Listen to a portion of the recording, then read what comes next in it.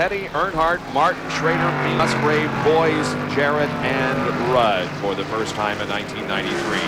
Out of the race, well, they include Graham Taylor, Rusty Wallace, Bobby Hillen, Jimmy Horton, Dick Trickle, Trevor Boys, Derek Cope, Mark Martin, and Darrell Waltrip. Now, the Mechanic of the Year standings, Andy Petrie from Dale Earnhardt's crew is on top with 773 points.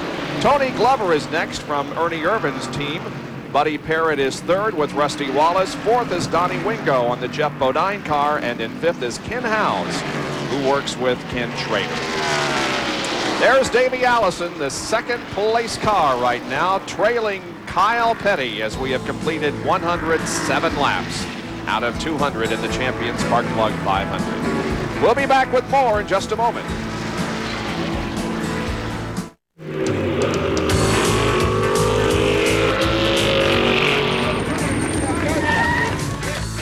Hey, Orlando, want to take it for a spin? Man, do I? No, I mean the street version of my Royal Oak Camaro. It's one of the grand prizes in Royal Oak's Championship Season Sweepstakes. Or you could win a Ranger boat with an Evinrude motor like Orlando's. See the Royal Oak charcoal display for details. I just knew he was going to do that. The time has finally come for the cordless power roller from Wagner. Now you control the flow of paint, so the Wagner power roller can cut jobs in half. Smoothly and evenly, it can cover areas twice as fast. And cleanup is a snap, so you can finish one job and do another. Get your hands on a real value, because the value of Wagner keeps on rolling. A noble warrior advised, the art of protection springs from within. One must stay vigilant against one's unfragrant perspiration, lest one provoke a hostile response. Thus, a Norse ritual is Right Guard Sports Stick. An aromatic array of the freshest scents and maximum protection against disarming wetness. Confirming the wisdom, the best defense is not to offend. Right Guard Sports Stick. Anything less will be uncivilized.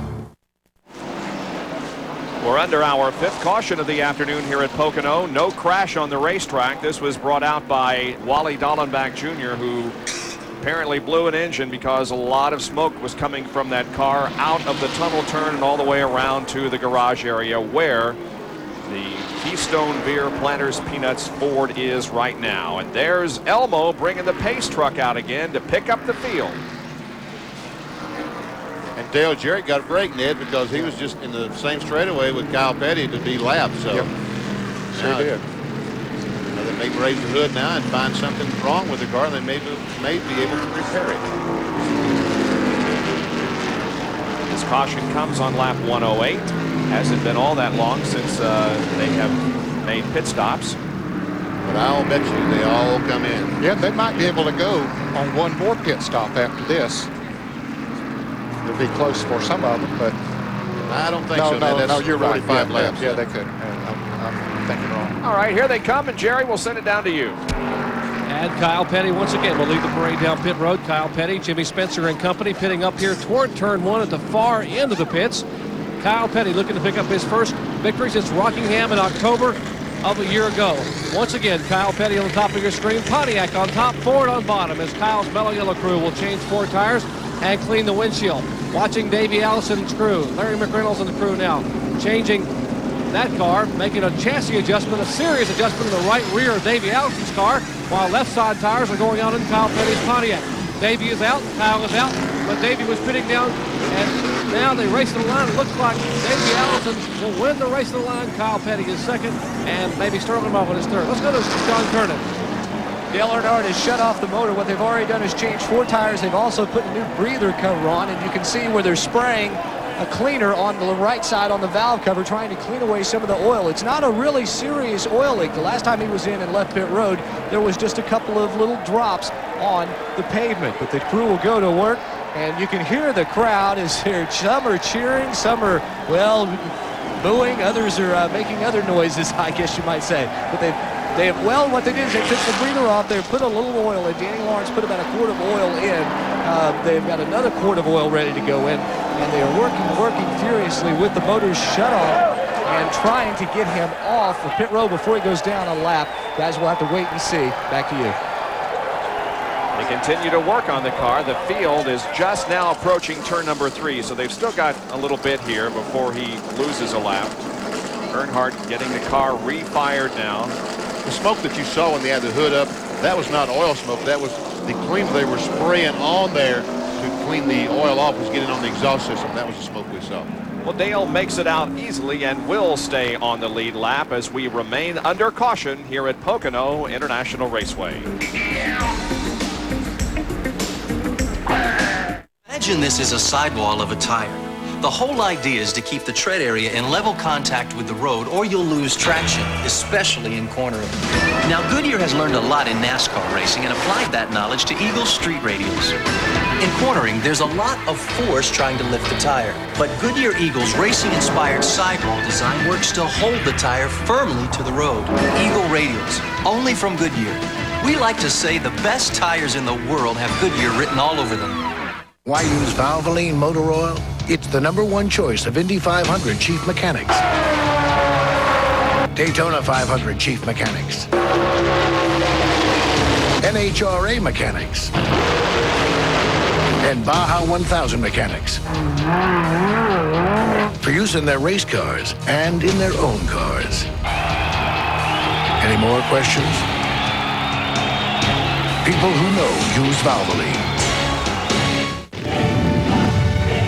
Fire from beneath the mountains gave the land its richness, and the land gave the richness to the coffee of Colombia. That's why Maxwell House uses more Colombian beans than anyone in America, because better beans make better coffee. The coffees of Maxwell House, blended with rich Colombian beans, always good to the last drop.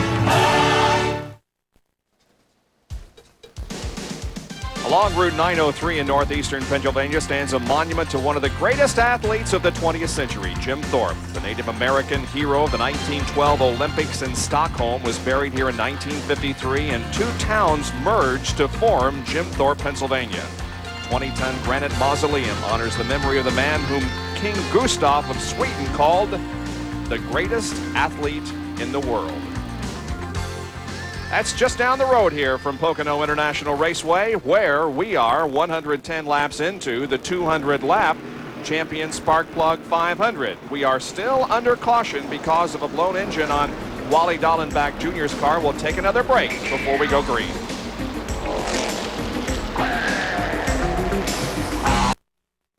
Raceway Souvenirs, your source for NASCAR and Winston Cup racing souvenirs. Just about anything for the racing fan, including race team jackets, T-shirts, Winston Cup sweatshirts, unique glassware sets, collector plates, and all kinds of hats.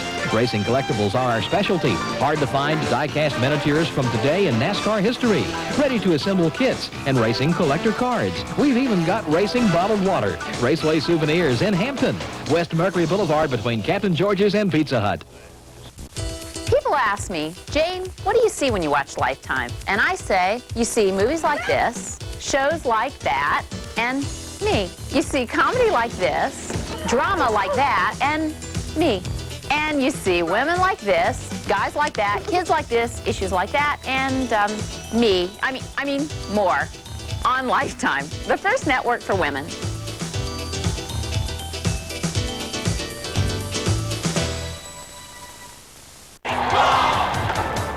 It's a wide-open battle in the wild, wild AL West. The Rangers and Angels both gunning for first place. Live on ESPN Tuesday Night Baseball.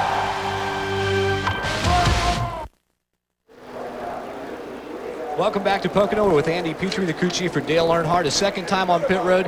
Andy, you guys got the oil leak fixed. Yeah, I don't think it was leaking too bad. We had a seal leaking a little bit, so we shut the air off of the engine there, tried to pull a vacuum on the crankcase and slow the oil leak down. It really wasn't that bad. It probably stopped. It looked like it had on pit road.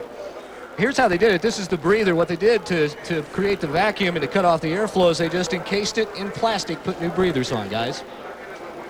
All right, and he remains on the lead lap as the field comes down and takes the green flag, and Davey Allison is out front for the first time today. 112 laps are completed. We are on the green on lap 113, and Davey won the battle out of the pits. Oh, baby. Well, that's close. That's Strickland and Ted Musgrave almost got together down in turn 1.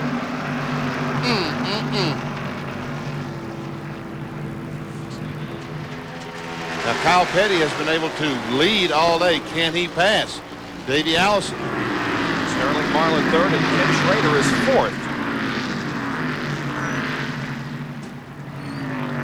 Harry Gant in 5th place. Jimmy Spencer 6th. We're riding with Sterling Marlin, 3rd place. Race Fans Unlimited in-car camera. I tell you, Sterling Marlin has had some good pit stops here today. Yes. Tell you what, that crew, the Stavola brothers, their race team seems to have their act together. There you saw Sterling shift into overdrive, and he will go back to 1-1 when he gets there. He goes back in the corner.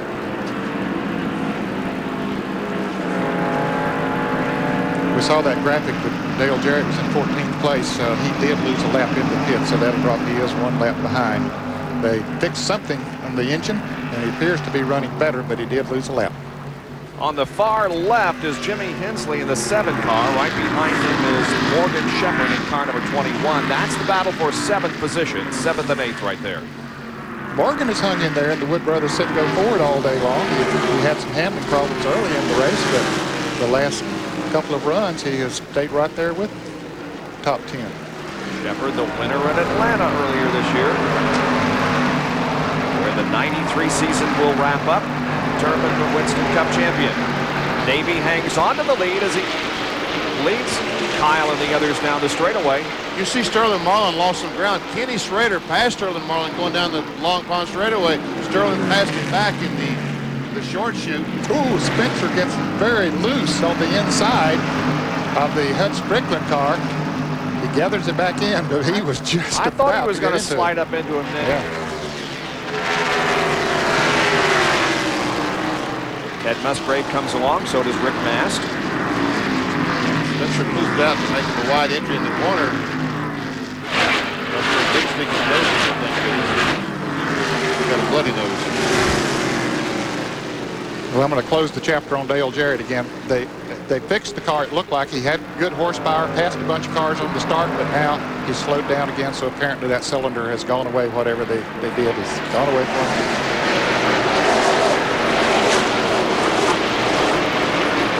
This time it's single file. Now Lake Speed pulls out. Let's go to John Kernan, who has a report on Dale Jarrett. Well, it doesn't really sound like he's running on 7 cylinders. It just sounds like the car's not getting enough gas, like it's not getting up and going. What they did is they changed the carburetor on that last pit stop. That's why they lost a lap. It may have something to do with the camshaft and which drives the fuel pump. He may not just be getting enough fuel in there to run the car. They thought they had it fixed when they first went back out, but the problem is back again. And on the racetrack, Kyle Petty has reassumed command of this race, but Allison will come up to challenge him again, headed into turn 3. Oh, they go through there side by side. Oh man, that was so close. I mean, these cars are just inches apart when they go in the corner. Looks like Kyle gave David enough room on the inside, at least enough that he'd make contact. Well, Bedine's Quaker State Ford is being pushed down pit road and apparently out of the race. Jerry, what's the story on that car? And Brett Bodine said the car began to sputter, then pulled the car down pit road, Ned, pulled it behind the wall. Ernie Elliott, who's the engine builder, was checking. They thought they may have broken a timing chain. They tell them what they think the problem may be, so they are through for the day. And a very disgusted Brett Bodine climbed down in the car, shook his head, and walked slowly toward the garage area. Brett Bodine out of the race. Here's Ricky Rudd, Rick Wilson, and Dale Earnhardt, and this would be 10th, 11th, and 12th. Rick Wilson, I'm telling you, the STP Pontiac, you're right, Ned. The last 3 or 4 races, this car has been pretty strong. Had a good qualifying effort at Charlotte, ran good there as well. Ran good last week at Dover, had a couple of flat tires that put him a couple of laps down, but he ran very good all day. And look at this, Jimmy Spencer on the inside of Harry Gant. Ooh, takes the position, gets loose once again, but he just sticks his foot right back in the accelerator. Here comes Gant back on the inside. Spencer had just barely cleared the bumper of Sterling Marlin there on the rear. I tell you what, old boy, pass me and I'll pass you right back. He does. Yeah, he's just going to get back as he come off these tunnel corners. I don't think so. Harry had a pretty good line coming off there this time. Ben Musgrave, the Jasper engine car, hanging with this group pretty tough. Yep. But he's a lap down. He is a lap down, unfortunately. It's 15.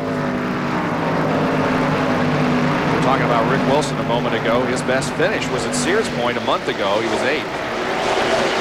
He has been in contention of several other races. There's Lake Speed on your right. Your Rex Ford. Moving inside of Strickland. They almost touch. I wonder what the sponsor, and we've seen Lake Speed get this car a little bit sideways up in the corner. That's what the Ford people tell me, Ned, it seems to be their problem. When a car drives up right behind them, he wants to get their car loose. That's the problem that the Ford teams are having right now. And we can see these guys, how close they get in the corner. It's getting those guys in front loose. They say their cars are really fast, but they can run by themselves. But in traffic, they're running. That's one thing that Junior Johnson has said is part of their problem this year. He said some of the Ford teams have figured it out pretty well, but he said they haven't been able to, but they keep gaining. Ford has only won 3 of the 12 races that we've had so far this year. But you got one in the hunt here today with Davey Allison. You never see Harry again. He's right behind Sterling Marlin. Now, if he goes off down in the corner and stays right on the back bumper of Sterling, then he will upset the 8 car. Again, he can be able to accelerate off. But this time, he was not right up on the bumper, close enough to upset the 8 car, the Sterling Marlin car.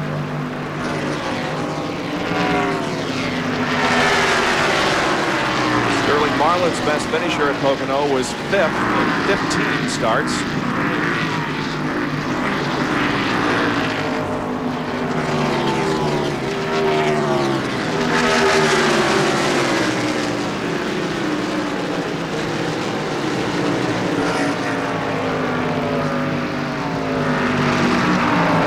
Kyle Petty just starting to move away from Davey Allison. And is Schrader gaining? Looks like he might be. I believe he is. Yeah, the front 2 cars had opened up a pretty good lead, but now Schrader is cutting that down. He sees that bonus. He was our pole sitter for the race, but only once has this race been won from the pole. That was Bill Elliott back in 1985. And as a matter of fact, looking at all races here at Pocono, only 3 times has a race been won from the pole. The best starting position in terms of winning is 3rd. Here is Spencer, Marlin, and Gant still battling it out there as we watch from the Raceman's Unlimited camera. You see Spencer back in Wickman. Sterling Marlin thought about going back on the inside, but Spencer moves down to try to block that move. They didn't get his windshield very clean, did they? No, they didn't. And I think what you were talking about, that he got him a little bit loose, Benny, when Harry got up there that close to him and was able to drive by, and Spencer went by as well.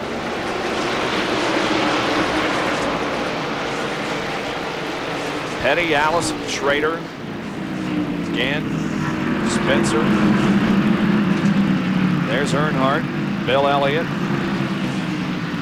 all running in a line. Now Kyle begins to pull away from Davey.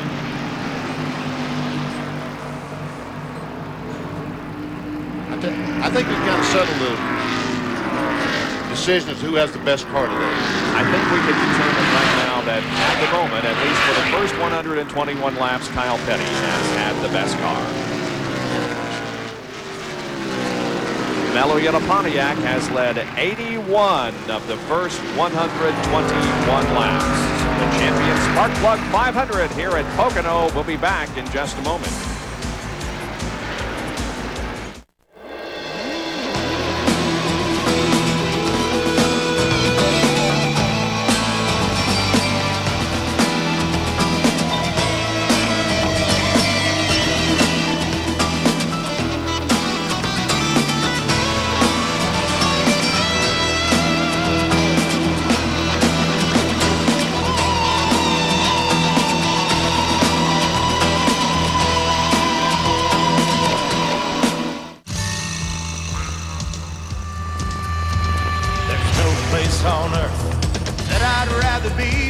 than out in the open where it's all plain to see.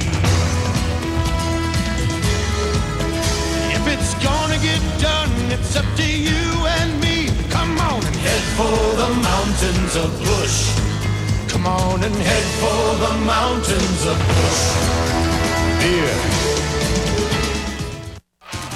It's the battle for the World Driving Championship. After 6 races, Ayrton Senna and Alain Prost are tied at 3 wins apiece.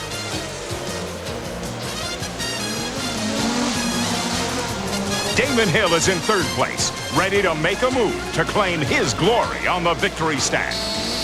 Don't miss Formula One thrills at the Grand Prix of Canada, tonight at midnight Eastern on ESPN.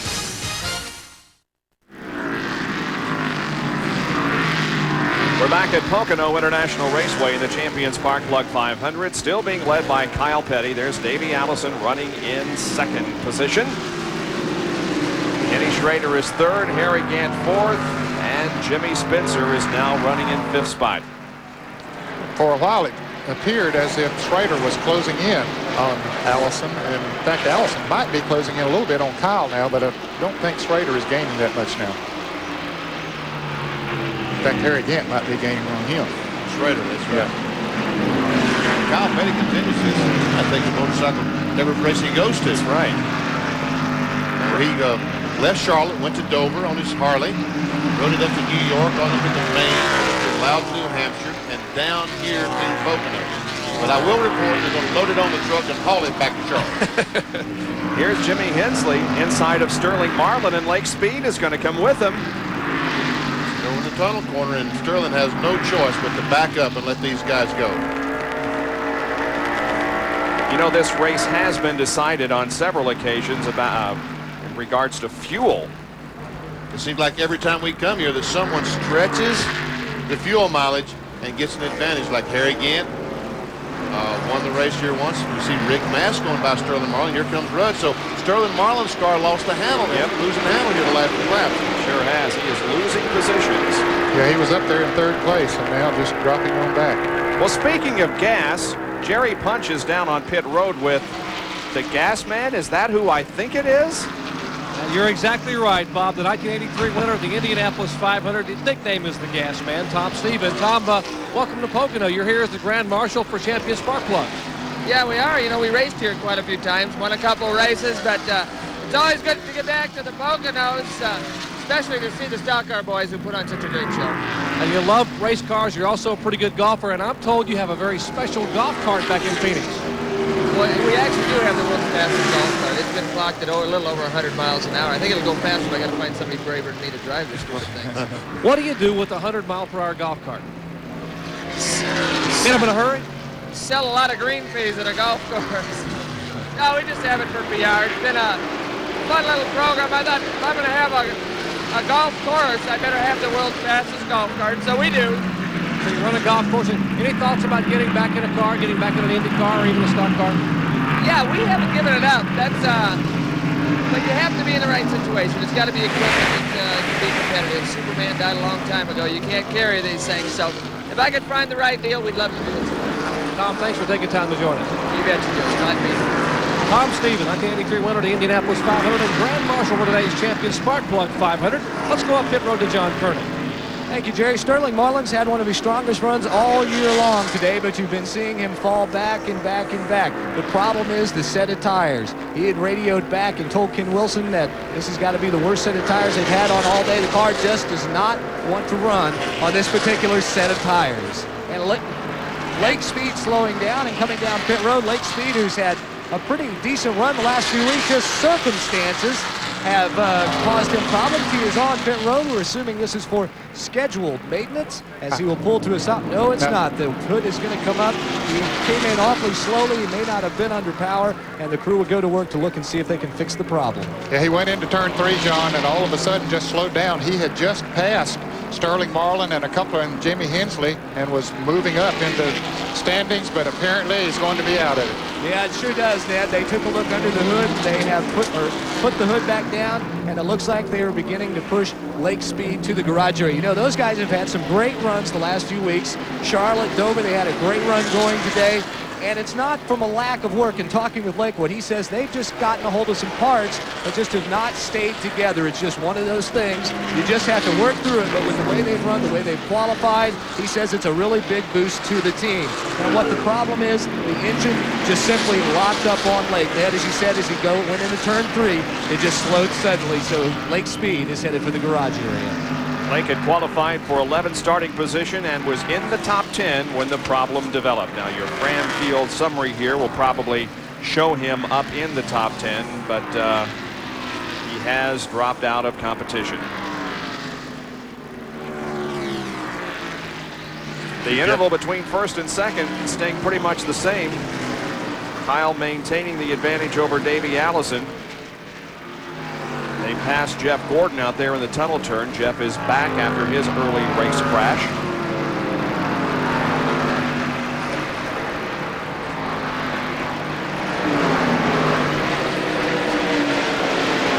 Mark Martin had an engine problem. Darrell Walter, same for he. Brett Bodine, Dallenbach had engine problems. A lot of engine problems here today. You know, Dale Earnhardt mentioned that in the interview that Jerry Punch did with the Sports Center. One problem that they have here is engines, and Benny pointed out a couple of times, revving them up the way they do here. That takes its toll on engines. The straightaway here, the main straightaway at Pocono, is without question the longest straightaway in all of Winston Cup racing, and the engines are asked to do more here than at any other racetrack. More than they can do sometimes. Yeah. Kyle Petty just driving away. But look at Harry Gant, just inched up on Ken Schrader and about to make the pass. This will be for third. At the start-finish line, Gant has his nose ahead of Schrader and does take third going into turn 1. And that was easy, wasn't it? Sure was. When you get the momentum, get a good run coming off the 3, it makes it look like you got a lot of horsepower going down this front straightaway. And Gant had a good run coming off that turn and just motored right on back. You know, Harry Gant hasn't had a very good year either this year, but you knew that sometime Harry Gant, Leo Jackson, and that crew would get the car going. I think both those guys just simply have too much pride to run the way they've been running this year so far. He did have his best finish at Dover last weekend, the 7th. And his car was good at Dover. He got involved in the crash early on and ruined the aerodynamics of his car, but he had a pretty good race car. Today, he's got a good race car today. He's doing a good job driving. And has won twice here at Pocono. This race in 90, the July race in 84. There once again is the leader, Kyle Petty. Second place, Davey Allison. Third place, Gant. Fourth place, Ken Schrader. As Schrader keeps hanging on the top 5. He's had, I think, 2 fourths and a fifth the last 3 races.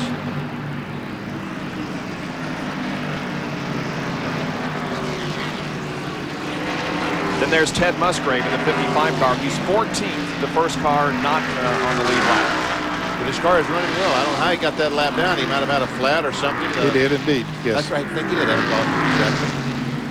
a lost a lap. And see Spencer, he had some strength early, but he's faded here in the last 50, 60 laps. Boy, Harry Gant is moving in on Davey Allison. See how close he's moved in? He is, yeah. And Davey is losing ground to Kyle. So it looks like that Harry Gant and Kyle Petty might have the clash of the field right now. Let me see Spencer. Spencer and Morgan Shepherd. Spencer from just west of here in Berwick, Pennsylvania. No, it's Berwick. Morgan Shepherd has had a good day. Yeah, he's trying to take over 5th position right now. He has run good. We mentioned earlier that he, in the first part of the race, he had some handling problems, but the Wood brothers have worked on that and continued to improve the Citgo Ford, so now he's in the top 5. The Wood brothers have not won here at Pocono since 1980 when Neil Bonnet took the checkered flag in this race. They've also won here with David Pearson in 1975. Driver snapshot, Morgan started 25th, currently 5th. His highest was 2nd on lap 60, and his lowest was at the start of the race on lap number 25. Morgan has not led a lap so far today. See Spencer right behind Morgan Shepherd. I corrected you on the pronunciation of it's B-E-R-W-I-C-K, but We would pronounce it that way, but not the natives. They do not put a W in there. They kind of do it the mountain way that's kind of lazy. Very.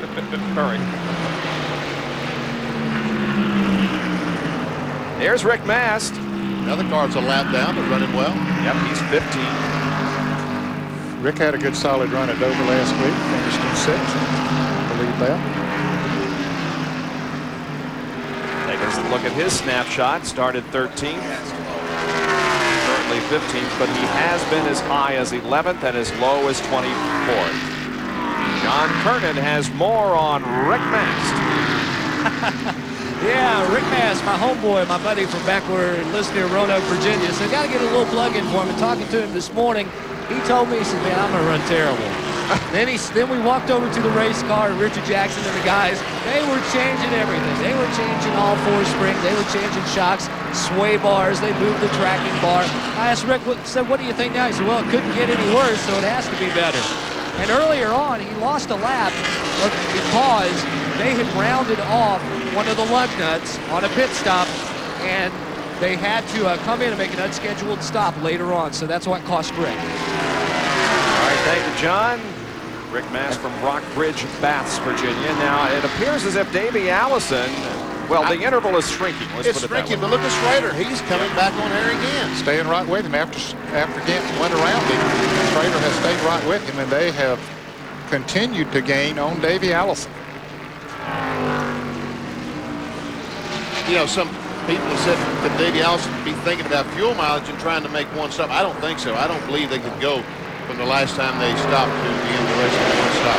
No, I don't think that's the consideration here. That car has slowed down. Here's Gant just moving around him with ease, it looks like. Yep. Gant heads for second spot. Gets it from Davey Allison. Harry Gant is now second. Jerry is with Larry McReynolds. Well, actually, Bob, I was standing with Larry a minute ago, and he just grabbed the signboard and said, hey, we got a pit. We're waiting for Davey to come in next time. They're going to bring Davey Allison down pit road. The car suddenly developed a serious push, and Davey had to roll out of the throttle. That could mean a couple of different things as far as the car's concerned. They're going to come down pit road here momentarily and make a 4-tire change. About 6 or 7 laps earlier than they really wanted a pit, but now Larry McReynolds, who is the crew chief for the Texaco Haviland Ford, watching up toward turn 3. There are only 3 turns here at Pocono, holding the big 28 signboard out, waiting for his driver to make an entry on the pit road. He's not going to this time. Schrader is beneath him, and I don't think he locked his entrance to pit road. He's going to go another lap. And I tell you, Davey came off that flat corner and did push very, very high on the racetrack. Could have a tire leaking down that right front. Could be leaking just ever so slowly. Because of that push that he's talking about. And it won't really hurt him that much, especially if this thing goes green the rest of the way. Because I think everybody's going to have to make 2 more stops. And so Davey can stop now and still make it on 1 more stop. We're 64 laps from the end of this race. 136 have been completed. So, yeah, 2 more pit stops between now and the end of the race. Right, Jerry? Exactly, Bob. They're going to have to make at least 1 more. To comment more on Davey Allison, they think that it's probably a right front tire going down. I just spoke with Joey Knuckles a minute ago, and Joey he will be the one who will be changing that front tire. And now as Davey makes an entry on the pit road, Larry McReynolds puts the signboard over. We'll watch this Texaco Haviland crew that's been awfully good on pit road all year long. You saw them practicing pit stops early in the year on one of the features we did at their shop in Charlotte.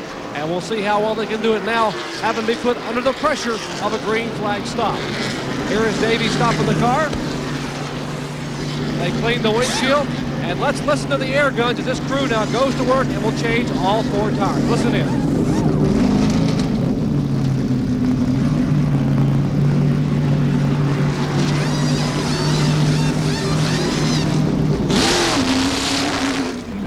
.3 seconds, and he is away.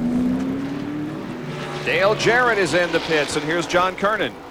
Well, they had just been told by NASCAR that they needed to pick up the pace or else they were going to be black flagged to come in. So they now will come in. They're going to check the timing on the car. They also are in the back of the car. What they're doing there is they're changing the fuel filter on the fuel pump back there. They think that possibly that could be the problem. They may have had some junk in the fuel filter, so they will do that. They have now check the car, put the hood down. Dale Jarrett will be down and away to see if they have fixed it. They had also talked about putting the old carburetor back on the race car, and the work is completed. Jarrett is away. Interstate Battery Chevrolet back out on the racetrack.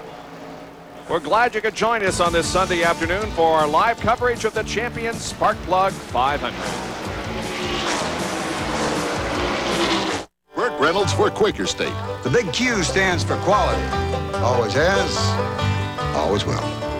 You know, when it comes to protecting against friction, nothing beats Quaker State. When it comes to protecting against viscosity breakdown, nothing beats Quaker State. When it comes to keeping engines clean, nothing beats Quaker State. Take it from me, for unbeatable protection, nothing beats Quaker State. It's one tough motor oil. Norelco doesn't just shave close, but incredibly close. Or merely shave in comfort, but exceptional comfort. Because inside Norelco's floating heads, our lift and cut system lifts the hair so when it's cut, it can drop below skin level without the blades touching your face. And once you've shaved that close and comfortable, you know you'll always be comfortable shaving with Norelco. Norelco, we make close comfortable. There's not a right or wrong answer with this, is there? You need some little gougons in here. You need some stuff, something. I mean, it's just flakes, darling. I'm afraid that people might get bored to tears. All right, it's fun. It is. It's got a, oomph. It does. It's got a crispiness. I like the simplicity of it. Kellogg's Corn Flakes. What's Kellogg's Corn Flakes? Taste them again for the first time. What a flake. Was my joke.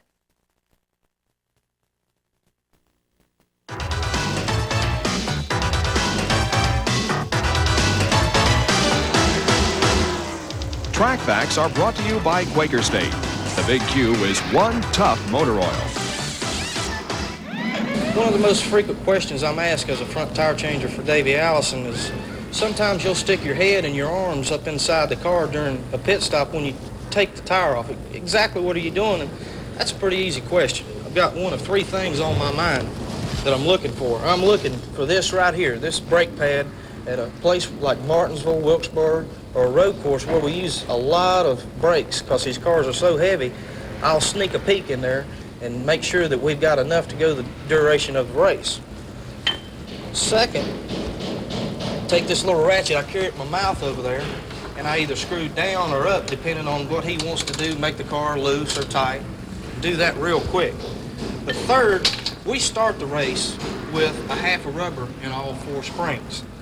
What I'll do is take the tire off and I'll stick my hand in there, notice the little handle, and I'll slide this baby out and hold the spring with this hand to make sure it stays in the bucket because it will turn on you and I'll be defeating my purpose.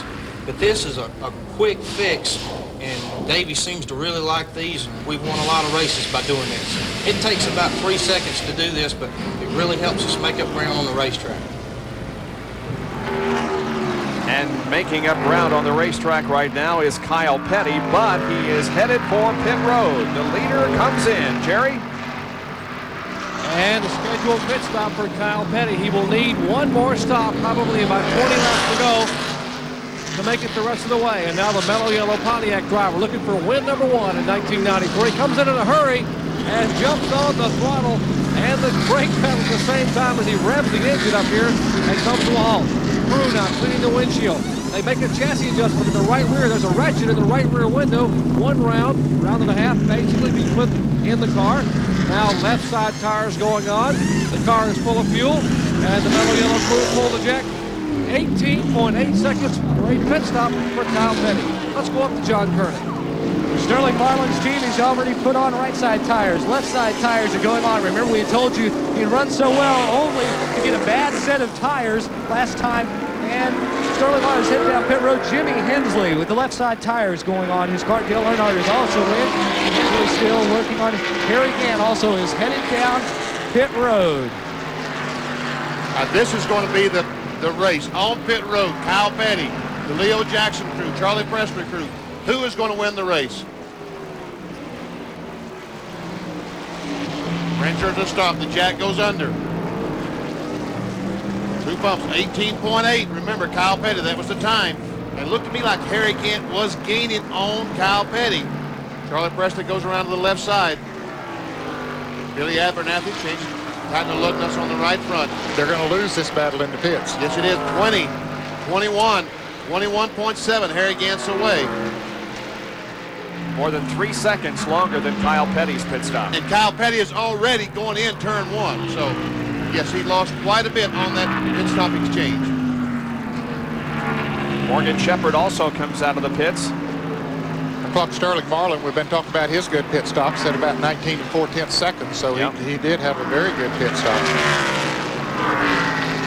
John, what's the situation on Dale Jarrett's car? Well, it sounds like they got the problem fixed. It wasn't the fuel filter was clogged up, guys. The fuel line from the fuel filter was loose, therefore it was leaking. Not enough pressure pushing that fuel to the carburetor. It was as simple as that. They had talked about all kinds of different possibilities. Now let's go down to Jerry Punch. And the Meineke Muffler crew, Bobby Allison Motorsports team, now Jimmy Finnick and company, go to work on Jimmy Spencer's car from nearby Berwick, Pennsylvania. As they will change all 4 tires, clean a lot of debris from the front grille section, clean the windshield. Looks to be pretty much routine. No chassis adjustment as of yet on that Meineke Muffler Ford Thunderbird. Left side tires going on. Trouble now is the jack. They cannot get the jack underneath the left side of the car. They had a good pit stop going. The car fell off the jack. Now they picked the car up, put the jack back underneath. 27 seconds, 28 seconds. A lot of time here in the pits as Kenny Schrader's car now comes down pit road. They are still on the left side of the car number 12. Oh, man. 44 seconds for the car number 12 of Jimmy Spencer. And here is Kenny Schrader, the Kodiak Chevrolet on pit road as the crew gets in to go to work on that car. Schrader, 3 top 5 finishes in his last 3 starts. A new track record in qualifying here at Pocono, Pennsylvania. 1 can of fuel going in. 2nd can going in. Left side tires. Looks to be a good pit stop for the Kodiak crew. Left side tires already on. Lug nuts being fastened.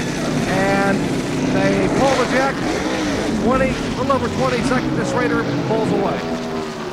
But Davey Allison, Kyle Petty's been by.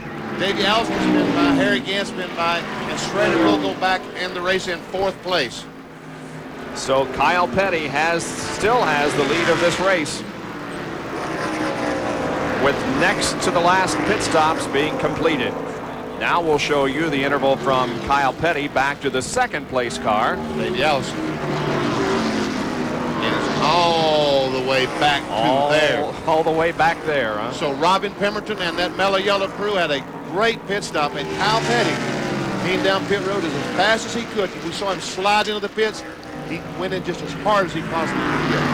Here's Dale Earnhardt now with Jimmy Spencer.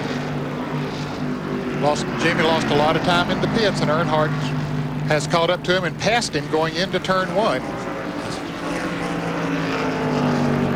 Kyle Petty and the others will have to make 1 more stop before this thing is over. We've got 54 more laps to go in the Champion Spark Plug 500. Burt Reynolds talks with the Quaker State team. Hold on. I got to get my name on the car. My fans are getting restless. No room. How about on the big Q? The big Q stands alone. Stands for quality. You can't get better protection. No other oil beats Quaker State. How about right here? No way. Red doesn't like to be crowded. My fans are getting demanding. All right. We'll go get the painter. I must have had a hard time finding a painter. Nothing beats Quaker State. It's one tough motor oil. Jurassic Park. There's only one place to go to satisfy a Tyrannosaurus-sized hunger. McDonald's. Where now something big is happening to your favorite extra value meal. What is it? Dino-sizing. For just a little more, dino-size your extra value meal with dino-size fries and a large drink in a free Jurassic Park collector cup. Dino-sizing. A value of enormous proportions. Because what you want is what you get at McDonald's today. I should have brought a bigger truck. From the days when they ripped through the sands of Daytona to tracks like Talladega and Darlington, racing fans have had a love affair with the drivers. To commemorate these heroes, Country Time presents our new Collector Series, featuring Kowicki, Gant, Shepherd, Hamilton, Jarrett, and Darrell Waltrip. What better way to salute the men who risk it all on the speedway and the fans who make it all worthwhile?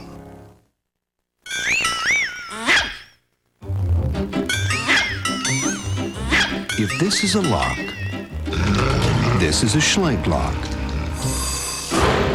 Schlage, the Doberman of locks.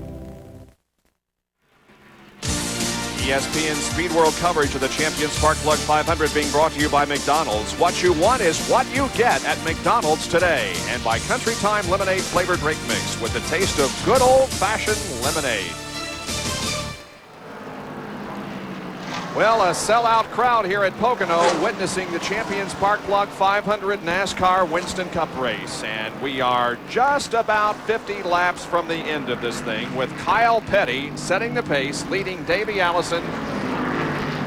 Harry Gant is running in third spot. As a matter of fact, Gant is about 9.5 seconds behind. Davey is about 9 seconds back. Ken Schrader is fourth, almost 16 seconds behind, and Morgan Shepherd is fifth, 17 seconds behind the leader, Kyle Petty. Here's Sterling Marlin and Bill Elliott. It's a race for sixth place. Elliott's turning in one of his better performances in '93. Sure is. There's Dave Martin following it.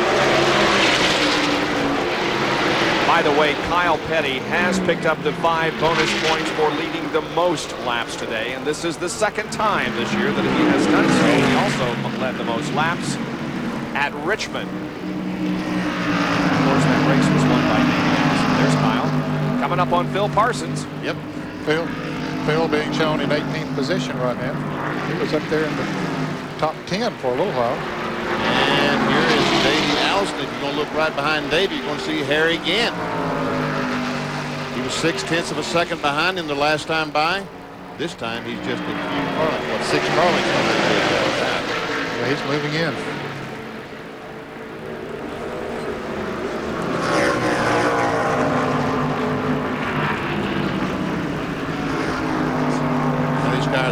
Cars drive. Ooh, look at Harry again. How he goes to the middle of that corner and closes right up on Davey Allison. Yeah, Davey's car pushed up again, so changing the tires didn't totally cure it. It didn't look like, or at least that time, he pushed up. And Harry Gant just easily took the spot away. Yep.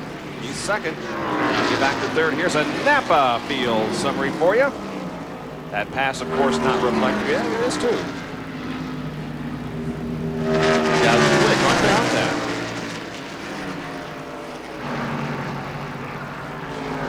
12 cars on the lead lap. Dale Earnhardt, the last. Kenny Wallace, 13th. A lap down. Earnhardt, for the fans who might wonder, is about 3/4 of the lap behind Kyle Petty.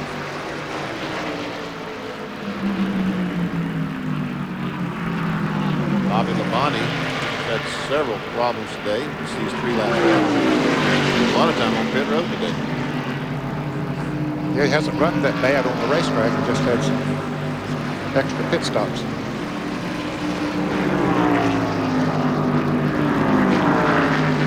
See Gant slowly pulling away from Davey Allison.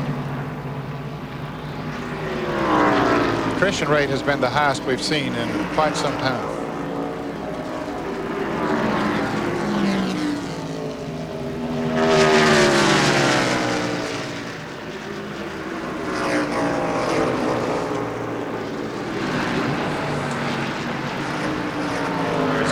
Second, and Allison right behind him. They're chasing down this man, Kyle Petty. His teammate is in the 40 car, of course, Kenny Wallace, who is the best among the rookies in contention for the Rookie of the Year title. He's currently 17th, and I tell you what, he's been doing a good job today. Car's running well. Kenny seems to be learning a great deal this year. I can see a lot of progress each week with Kenny Wallace and Jeff Hammond and all that whole entire crew. There again, I think it's a situation of them getting to know each other. Exactly. Going into this race, the rookie points look like this. Jeff Gordon, 165, Bobby Labonte, 127, and Kenny Wallace, 126. They'll change because of the fact that Jeff Gordon crashed early. He is still out there, but certainly if things continue the way they are right now, Kenny and Bobby are both going to gain on him. And Bobby Labonte just left the pits. He made another pit stop and is leaving the pits going down to turn 1. Now, the rookie points battle is based on each driver's best 15 finishes in relation to the other rookie drivers, and bonus points are also awarded for the top 10 finishes as well as standings in the Winston Cup points at various times during the year. And there's also a panel at the end of the year that has some significant points awarded to the rookies. But I tell you what, and again, let me emphasize, they do have a sponsor this year for the rookie battle, and that's the Max Race Guard people. So I think it's about a $25,000 prize for being rookie of the year. It's a good prize. Fellas, here's Dave Marcus, who just came out of the pits making a pit stop. Has an extra sponsor on the car this week. Don't know, just happened here yesterday.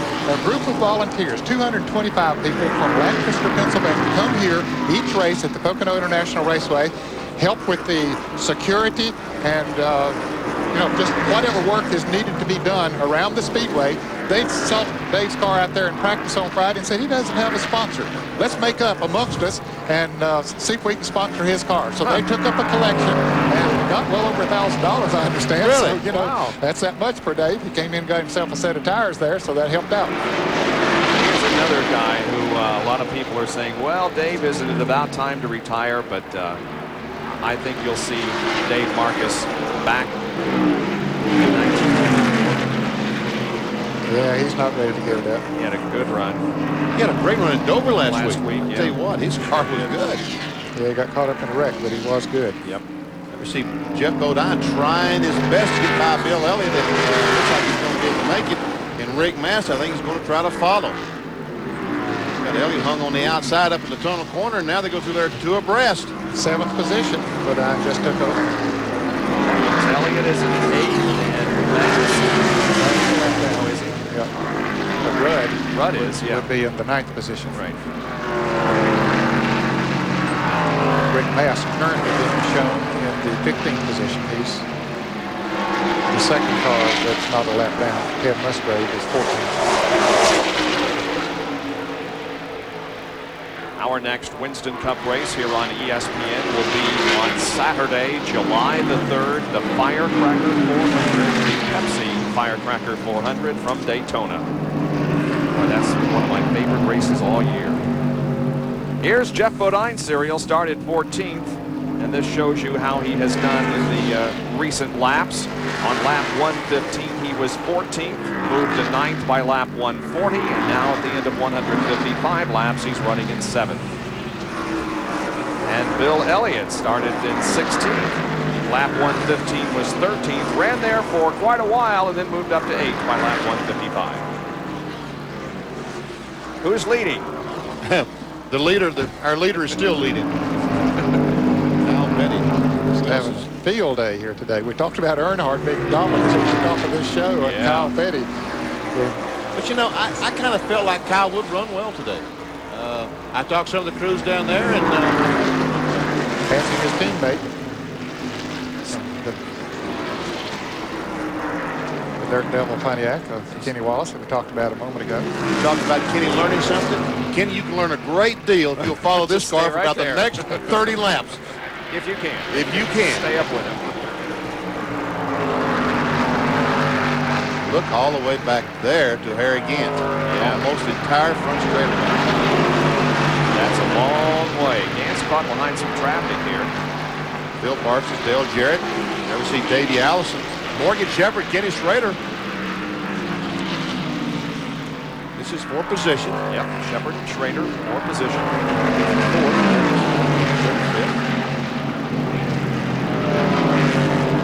Morgan Shepherd has been very quiet today, but he's also been very steady, very consistent. He certainly has. He's running a very good race. Had good pit stops. He's right up there now, solid in the top 5. After he started way back in position. So the Wood brothers and Morgan Shepherd looking good, but not quite as good as the Felix Sabates team. And driver Kyle Petty, he's our leader.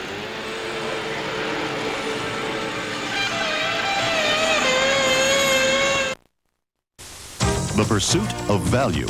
White shows the way with the LT12 lawn tractor. White's exclusive Cruisematic drive with foot pedal control changes speed smoothly. The powerful 38-inch turbo cut deck leaves an even manicured cut. value, and performance with premium features. That's the LT12. Now just $13.99 at your full-service white dealer. No interest, no payment financing, now during the America's Most Wanted sale. The American Dream. It may not be as far away as you think. Tune in to CNBC June 14th for Achieving the American Dream Week and enter CNBC's Achieving the American Dream sweepstakes.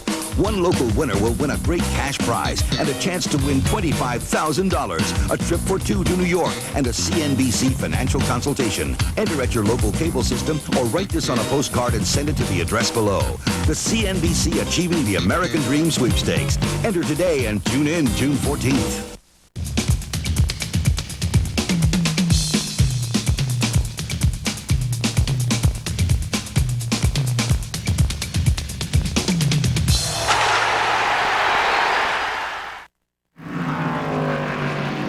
Welcome back to Pocono International Raceway in the Champion Sparkplug 500 NASCAR Winston Cup race.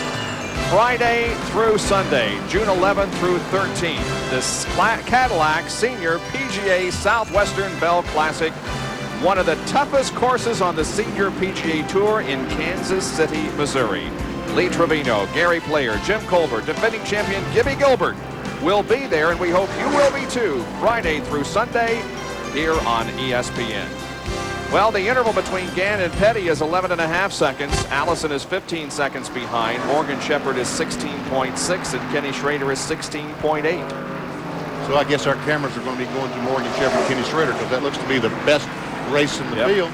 Well, and they're gaining on Davey Allison, so that might be a battle shaking up. Sorry about that, Kyle. I realize you're leading, but we had Wally Dollar back. In fact, we showed him with a lot of smoke coming from the Keystone Beer Ford. Went out of the race. He's back out there running now, so he didn't blow an engine. Couldn't have. They won't allow you to change engines nowadays. So whatever it was that caused that smoke and the caution flag. Yep, caused the caution flag. But he's back out there running. We're hunting a race, folks. I don't know what we're doing. There goes Harry again. He's not racing with anybody. There we go. There's a race. Third, fourth, and fifth. Yep, they are definitely gaining on Davey Allison. I think that's a little bit again as it was earlier. And the hotter these tires get, the more it's going to push. And the more that he tries to outrun these fellows, the more he compounds the problem by with pushing. Gary Punch, what about Davey Allison? Remember when Davey made the pit stop, guys, they thought they had a right front tire going down because the car was pushing severely in the corners. Well, we called the pit stop and we checked the tires when they came off the car, and they were not flat. So apparently it was not a flat tire, just the chassis of the car was not handling well. And as the tires get hotter, just as you said a minute ago, BP, the car begins to push more and more. And that time we saw exactly what I was talking about earlier. Morgan Shepherd pull up behind Davey Allison and got the car. When he got up on the rear of it, he got the car a little bit loose. Davey had to back out of the gas. So Morgan goes to third, Kenny to fourth, and Davey back to fifth. There is Morgan Shepherd, who started 25th on lap 120. He was 7th, moved to 6th, and now is all the way up to 3rd. In the Citgo Ford. We talked about cars that are missing or lost a cylinder. Michael Waltrip is in that category in the Pennzoil Pontiac. He's still out there running, but he's being shown in the 23rd position, about 7 laps behind the leader. The car looks like it's running about 7 cylinders. Let's go to the pits where John Kernan is with Eddie Wood on the Citgo Ford. Well, Eddie Morgan's just moved up to 3rd place. I know earlier in the week you were a little bit worried about the way you were running here. What kind of adjustments have you made during the day? We were a little bit loose to start with, and put a couple rounds of bite in, and we got okay. So, right now, we can't catch Kyle, but we're trying to catch the 33 right now. What about fuel strategy? When do you have to come in? Do you come in early? Do you do tires? What do you do? Kyle does. If you come in early, you're going to run faster for a few laps, and we'll kind of wait and see what Kyle does. There you go. It's monkey see, monkey do down here in the pits. So to speak. I tell you what, I think I'd vote for that. Whatever Kyle Petty's doing, that's exactly what I'd be doing. Yep. They had strategy. They all are going to have to make one more pit stop. but we are entering the window. Now, if they do stop from about here on, they could make it to the end. However, we don't expect more pit stops until maybe another 10 laps, maybe 15. Petty probably next around lap 177, Gant at 178, and Allison at 171. You remember, Davey Allison did stop about 6 or 7 laps before the others when he thought he had a tire going down. I tell you what, Davey Allison, as badly as his car is running now, Ned, he may stop early again. Make another adjustment and stop even earlier this time, because he now can go almost the rest of the way. There's 36 laps to go. He can probably stretch his field and go the rest of the way. And as long as it takes to go around this racetrack, you can, if you make a good pit stop, you can stay in the lead lap, which he did the last time. And so if a caution should come out in the little window between when you pitted and the next one, well, he still will be in the lead lap. Kyle Petty's Pontiac on its way to victory here, and Pontiac has only won twice in the 30 previous races. As you can see, Kyle has led 121 and 164 laps. The 2 Pontiac wins came in 1983 with the late Tim Richmond behind the wheel and Rusty Wallace in 1991. That's in all the races that have been run here at Pocono, and this is the 31st NASCAR Winston Cup event to be held here.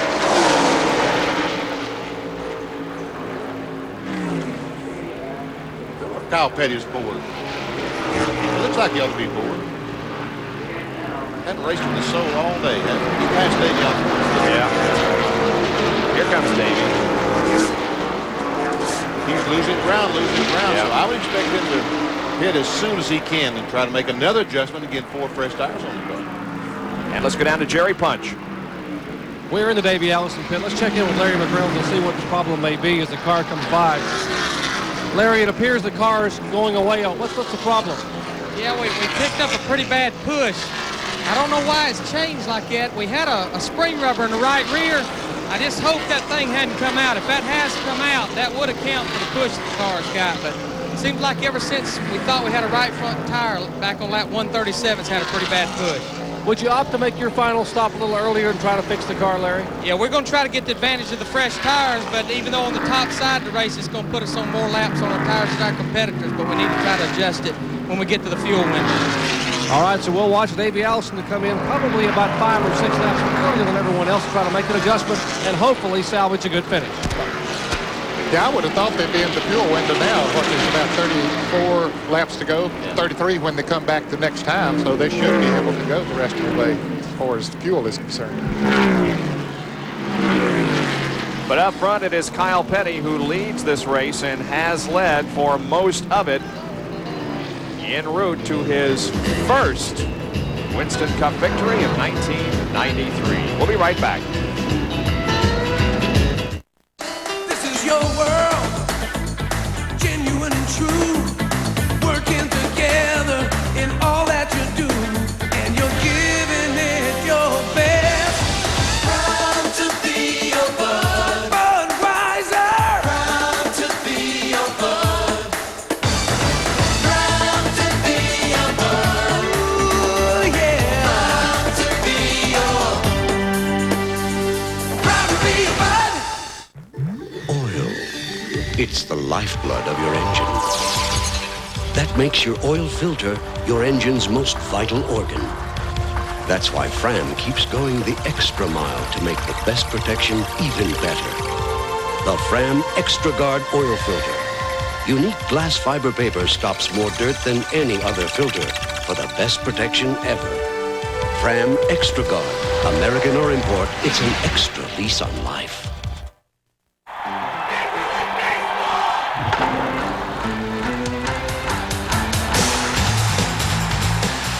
Major League excitement. 5 nights a week on ESPN. Sunday on America's Game of the Week. Wade Boggs and the Yankees battle toward first place in the AL East as they face the Brewers. Tonight at 8 Eastern live on ESPN Sunday Night Baseball.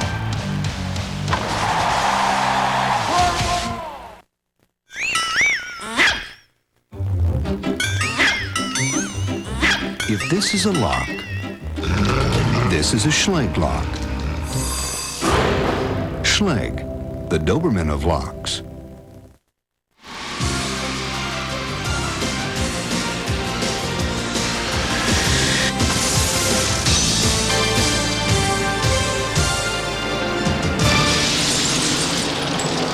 ESPN SpeedWorld today at Pocono International Raceway in northeastern Pennsylvania for the Champion Sparkplug 500. And we have 31 more laps to go in this race, which has been totally dominated by Kyle Petty. He continues to lead. There he is. And here's today's trivia question. The last time that a number 42 car won on a 2.5-mile super speedway was... Come on, long Ned. time ago. Probably Lee Petty in 1959 at Daytona 500, the first Very nice. Very nice. Good call. Here's Davey Allison and Jerry Punches there.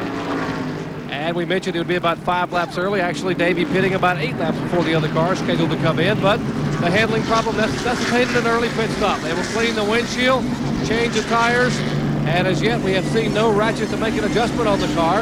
Right side tires already on. They're going to go with the tires themselves only. Now a ratchet in the right rear. Take a round and about a half a round out. The right rear of the car. Left side lug nuts on. They pull the jack. Davey puts it in gear.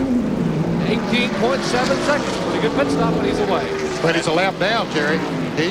Kyle Petty just went by. I said there a moment ago that he could make a pit stop and not lose a lap, but he'd gotten so far behind on the racetrack that now he is a lap down. Of course, he'll hope that it goes green for a while, and Kyle Petty will have to pit under the green. As we watch Kyle Petty, Morgan Shepherd's car seemed to be losing the handle a little bit. Schrader's went by him, and a bunch of other cars have been by. Well, you know, you see a lot of these guys come here in their multi-million-dollar haulers with all the conveniences of the shop carried with them.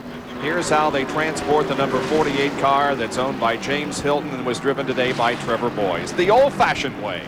And here is Bill Elliott making his final pit stop of the day. He gives up the 8th position to make this final stop. And here comes Kyle Petty as the leader comes in for what should be his final pit stop of the race. Jerry Punch, he's headed toward you. Exactly, Bob Dickens. Final pit stop of the day. Just 29 laps away from the conclusion of the Champion Sparkplug 500. And Kyle Petty's first victory in 1993. What should be a routine stop. No chassis adjustment thus far. 1 can of fuel going in. Jerry Swatch puts the second can over the wall. Mello Yello crew now scrambling around. Robin Pemberton pulls the left front tire off. New Goodyear tires going on. Lug nuts fastened. Ken Schrader comes in. 19.2 seconds, and Ken Schrader is in further up pit road as his crew, the Kodiak crew. Go to work on that car, changing right side tires. Ken Howes and the rest of the Hendrick Motorsports team. Left side tires down. Going on that Kodiak Chevrolet. Schrader trying to continue the string and making 4 consecutive top 5 finishes the last 4 outings. Good runs for Schrader in Dover and Charlotte as well as Sears Point. And Schrader's off the jack. He is down and headed back to turn 1. And Dale Earnhardt also makes a pit stop. Sterling Marlin has completed his stop. He moves back out as Earnhardt now gets the GM Goodrich Chevrolet to a halt, and they go to work on the right side of it. And Harry Ginn, the second place car, is coming down pit road, heading for his pit. There he is. Rick Wilson is pitting right in front again, and John Kernan is right there. Harry Gant is in. The Skull crew will go to work on the right side. Harry has also said that the engine is getting weaker. Morgan Shepherd comes in a little too high. He goes over the line. He will have to, they push the car back. Now they will get to go to work. Harry's waiting. They're coming around to the left side on Harry Gant's car. They will also clean off the windshield. Left side's going on Harry Gant. Right side's just now going on Morgan Shepherd as they bring the jack around to the left side. Gant makes his way down the pit road. A costly mistake for the Sitco Ford crew as Shepherd overshot his bits, but they did get him pushed back. Morgan Shepherd is down and away with a 4-tire change. No chassis adjustment. Morgan lights him up as he heads out, but a costly mistake on pit road could cost him a couple of positions on the racetrack. Yeah, he just came in a little bit hot and couldn't get stopped. He went about a half a car length over the line. Had to push the car backwards, and it did take several extra seconds for him. And we can see Dale Earnhardt is now a lap down to Kyle Petty. Just by a little, but he's lap down. Yeah, before the pit stops, he was almost a lap down. And in the pit stop exchange, Kyle, having made an excellent stop there, he did get a lap on him. And here's Jimmy Spencer coming into the pits. Jerry, he's kind of heading towards you. And And what should be the final pit stop for the Burbank, Pennsylvania native. A lot of people in this packed grandstand would like to see Jimmy Spencer pull off his first Winston Cup winner today, as the crew now goes to work for the final time on a scheduled stop. Right side tires, left side lug nuts. They give Spencer a cold out as Bodine is slowing in the backstretch. He may not make it back to pit road, which could bring out the caution flag with less than 30 laps to go. Left side tires now on the lining him up for Ford. Spencer's car is down and away in 21.5 seconds. And Spencer, brother Bodine car is very slow. In fact, broken transmission, we understand. He's approaching the tunnel turn, but we can see, he just see the white, that's the stickers on the tires. So Jeff Bodine just made a pit stop and trying to leave when he let the clutch out. He broke the transmission in the car. Yep, it's not going to make it back. He was pitted just ahead of Harry Gant, and I noticed that as Gant was pulling in, he was pulling out rather. Jeff was pulling in and probably damaged something coming out. Okay, he's pulling on that service road across there, out of harm's way as far as the racetrack is concerned. Now, whether that's yellow flag. Caution flag is out. This will be the 6th caution period of the day. Here's Hensley, and Earnhardt's going to try to get that lap back. So is Jimmy Hensley. They approach turn number 3. Can Kyle keep both Hensley and Earnhardt a lap down? Here they come toward the line. I believe he's going to do it. Yes, he will. Caution is out because of Jeff Bodine's stalled car in the tunnel turn. We'll be back with more after this. Gillette introduces the best shaving gel ever. New Gillette Gel. Advanced lubricants. Easier razor glide. An incredibly smooth shave. Now, the best gel is Gillette Gel. It was 8 o'clock in there, right? Yeah. My truck wouldn't start. And the lights worked, but the engine wouldn't turn over. So I figured it must be the starter, right? Well, I went to AutoZone.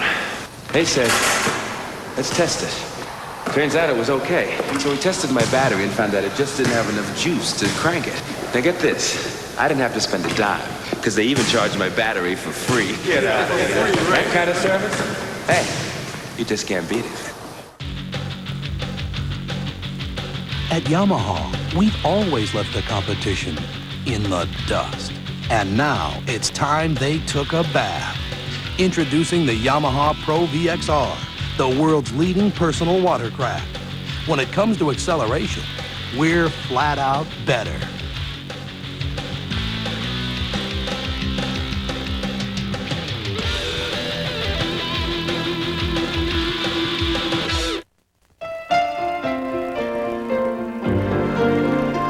This Father's Day, give him the revolutionary Gillette Sensor. The best a dad can get.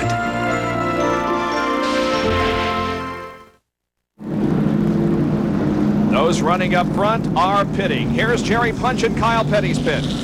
Well, what should be a scramble in the pits, Kyle Petty, Ken Schrader, and Davey Allison, all three in the pits here, out of the caution flag with just 24 laps remaining here at Pocono, Pennsylvania. And here again, also in, they change now left side tires on the Mello Yello Pontiac. Let's check in with John Kernan. John? Jerry, a very quick pit stop for Harry Gant as he smokes the tires, leaving 4 tire change for the Skull Bandit. And a very good stop as he and Davey Allison head down pit road. Well, Kyle just barely won the race out of the pits. He really had them lit up, didn't he? I tell you what, they all lit them up. Those 4 cars all did a great job. Kenny Schrader, let's give a call to his crew because all those guys did a super job. They're trying to get Jeff Bodine's car in a better position. That's the reason that we are under caution. Our 5th, make that the 6th of the afternoon. Just got 25 more laps to go here at Pocono. The Hawks were the most feared, most hated players in the league. I want it out of the game. Until the league's worst team you really suck. Decided to take a stand and teach them a lesson. Get out there! You're going down. The Mighty Ducks, rated PG.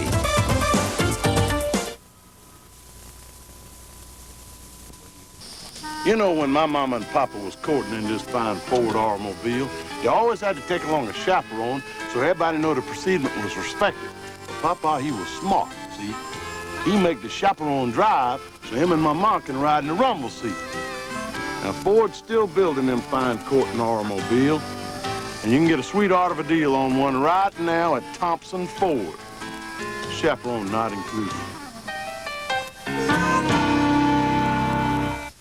And Walt Zimbriski tied for the lead after the second round of the Southwestern Bell Classic. 16 golfers within 6 shots of our leaders, including Lee Trevino. Join us later today for final round live coverage. That's at 5:30 Eastern Time. Hometown favorite Jimmy Spencer brings the Meineke Ford in for his pit stop. He is in 9th position on the lead lap as the crew works on the right side of the car, now quickly to the left side. You know, he lives up a road in Berwick, Pennsylvania, and probably 99% of the time, he is the most famous thing in Berwick, Pennsylvania. However, recently, there was something else that stole the headlines in this town just west of Pocono International. The Berwick Bulldogs had the #1 high school football team in the United States. By USA Today from Berwick High School, George Curry. The #1 high school recruit from Berwick High School, would you please welcome Ron Polis.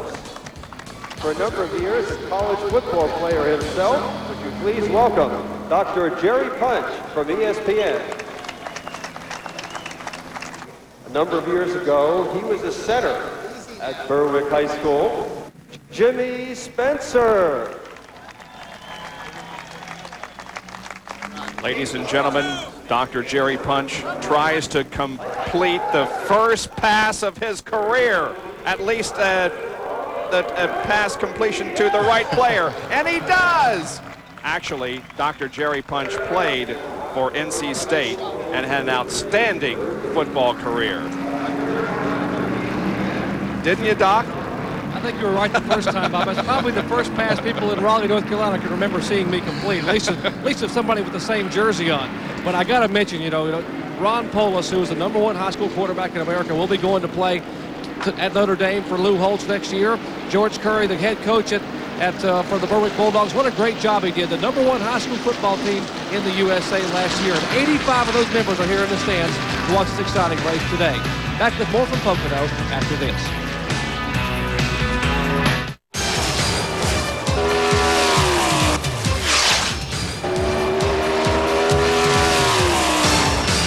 Visit any participating Western Auto and look for this display. Buy any product from a Performance Team vendor like Castrol, Blue Coral, and Monroe, and this great-looking T-shirt with the Western Auto car and my signature on it can be yours for half price, for only $5. That's a great value. Think fast. Think T-shirt. Think Western Auto. This is your world, genuine and true, working together in all that you do, and you're giving it your best. Proud to be your bud, Budweiser. Proud to be your bud. Proud to be your bud. Ooh, yeah. Proud to be your. Proud to be your bud. It's the battle for the World Driving Championship. After 6 races, Ayrton Senna and Alain Prost are tied at 3 wins apiece.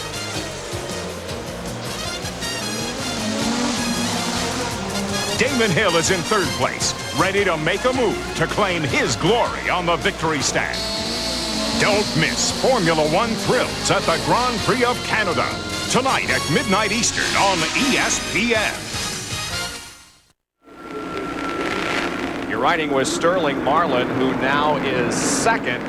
The Race Fans Unlimited in-car camera. He's lined up right behind Morgan Shepherd as the green flag comes out, and we resume competition here at Pocono with 20 laps to go.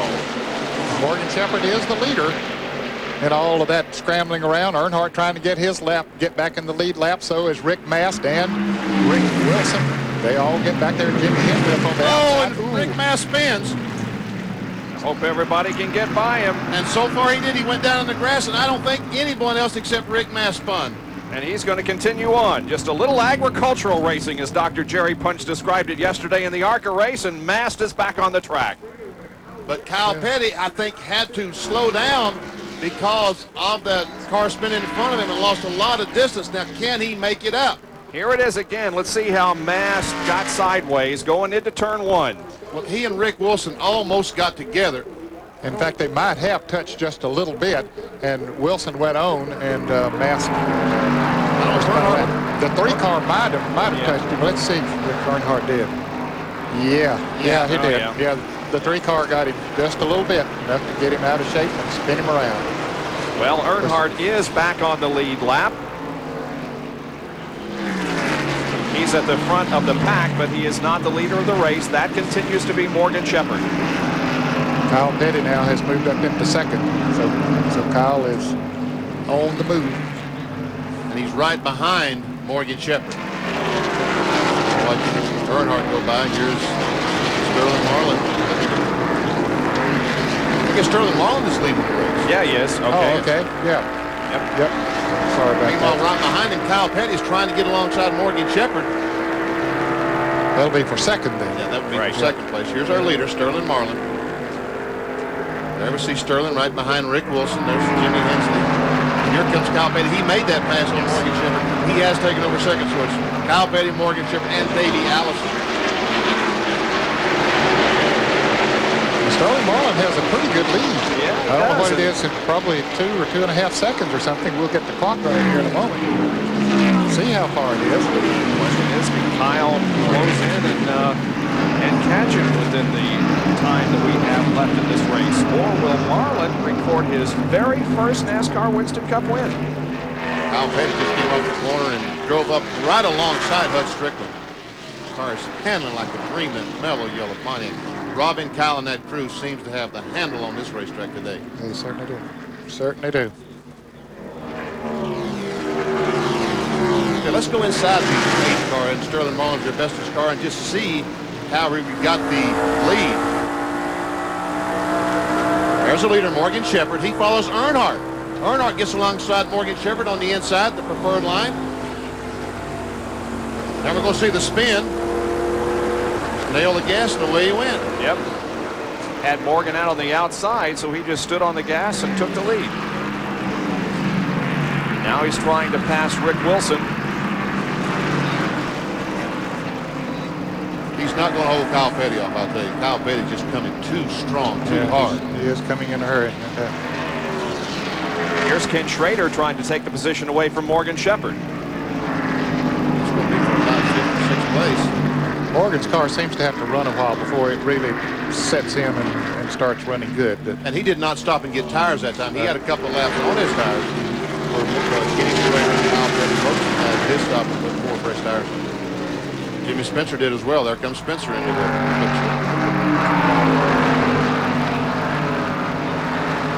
You see Spencer right behind Ricky Rudd.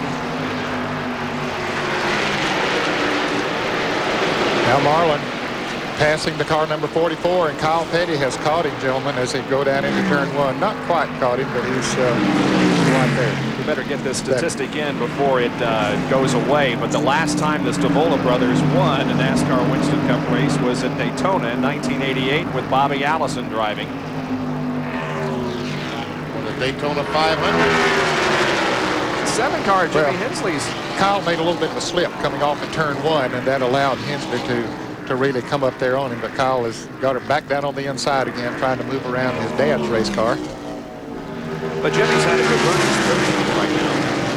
Now here is Petty passing, or rather, Petty passing Petty's Rick car. Wilson. Yeah. And now Kyle closes in on Sterling Marlin in turn number 3, on to the main straightaway. Will he be able to get the lead back from Sterling as they go into turn number 1? Chances are pretty good, aren't they? Yeah, look at Davey Allison and Ken Schrader racing side by side back there. Or was that the 7 car that was up beside him? They were Jimmy Schrader, and Schrader beat him into the turn. Kyle Petty is in the lead. And Robin Pemberton has been chosen as the Western Auto Mechanic of the race. I tell you what, if he didn't win the award today, they better have a recheck. He didn't want us to jinx him, but let's hope we don't. You mean by talking to him? Yeah, by mentioning that we don't know.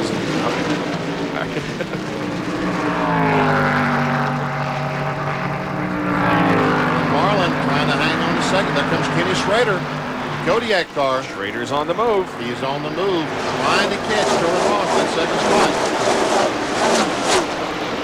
Harry Gantz there to the left, the right rather. Here comes Davey Allison passing Jimmy Hensley.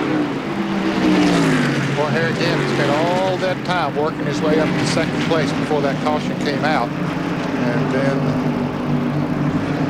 after all the shuffling around with some not pitting and he coming out behind the other, you guys tell back behind, but he's trying to come back in front. So is Jimmy Spencer. Ricky Rudd. And Ted Musgrave got his lap back on that caution flag, so he is back in the lead lap. He's racing with these guys 4 positions. Yep, he had not made a big green flag pit stop when the caution came out, so that did put him back in the lead lap. Musgrave is running in 9th position, back on the lead lap. And we've only got 14 more laps to go. Kyle Petty within 14 of another win. Back right after this.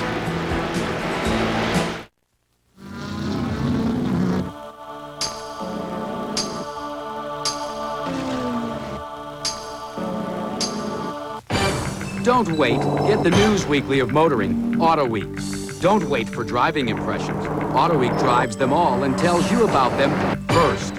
Don't wait for car news. Auto Week covers the world. Auto shows, the new, the old, and brings it to you fast. Don't wait for racing news. Get the news weekly of motoring. Auto Week brings you the winningest coverage first. Don't wait. Get Auto Week, the news weekly of motoring, now. Call 1-800-828-4100 for this ESPN Race Weekend special. Get Auto Week at the lowest price ever, $17.95 for 52 issues. But don't wait. This offer expires midnight on Monday. Get Auto Week at the lowest price ever. Call 1-800-828-4100. A twin blade from Bic? What's in it for me? I'm a big man. Big man. It's different. A twin for normal skin and a twin for sensitive, right? I'm a big man. I'm a sensitive guy, right? So I tried it. Big man. It's good. It was great. Big man. The Bic Twin Select. Normal, sensitive. It really blew me away. You made a big man out of me. I'm a big man. Big man. Back at Pocono, where Kyle Petty has a 1.7 second lead on Sterling Marlin, a 2.3 lead on Kenny Schrader, 2.7 on Davey Allison, and Morgan Shepherd is 3 seconds behind as the laps are clicking off, and now 12 remain in this 200-lap, 500-mile event. Ted Musgrave back on the lead lap and moving up. He is up to 9th position, make that 8th position now. Past Ricky Rudd the last lap. See Rudd right behind him, the Tide Chevrolet. And Chase trying to chase down Harry Gant. There's Gant and Spencer. That's a race for about the 6th spot. Jimmy Hensley seems to have lost a cylinder. Maybe car number 7. He's off speed from what he was, but he's still out there running. You see Kenny Schrader has just passed Sterling Marlin for that 2nd spot. There comes Davey Allison, Morgan Shepherd. Remember, all these guys running right together. Side by side into turn 3, Marlin and Schrader. Sterling got it underneath. Schrader trying to take that spot back. Now here they come, 2 abreast, and Sterling Marlin's got him a drafting partner. He had one. Now Kenny Schrader has one with Davey Allison coming up there behind him. John Kernan, tell us about the Jimmy Hensley situation. Well, Bob, the engine developed a miss, thought it was the electrical problem. Jimmy reached over and switched to another electrical ignition box, and he radioed back, said that just made the problem worse. So they're just going to try and ride it out and hope that the cars stay together till the finish. I'll tell you what, this is a heck of a race for second. They are all right together. Yeah, Kyle's not going to get much TV time here off, man. He's going to play out front again. Jeff Gordon moves out of their way.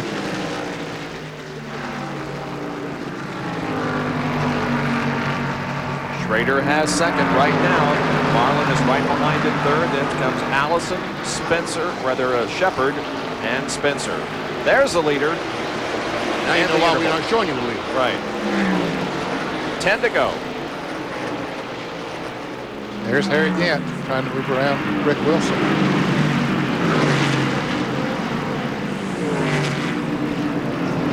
That's going to cost Gant some time there right now. Because he is on the outside, that's right. Ted Musgrave right behind him. Now Gant finally makes the pass.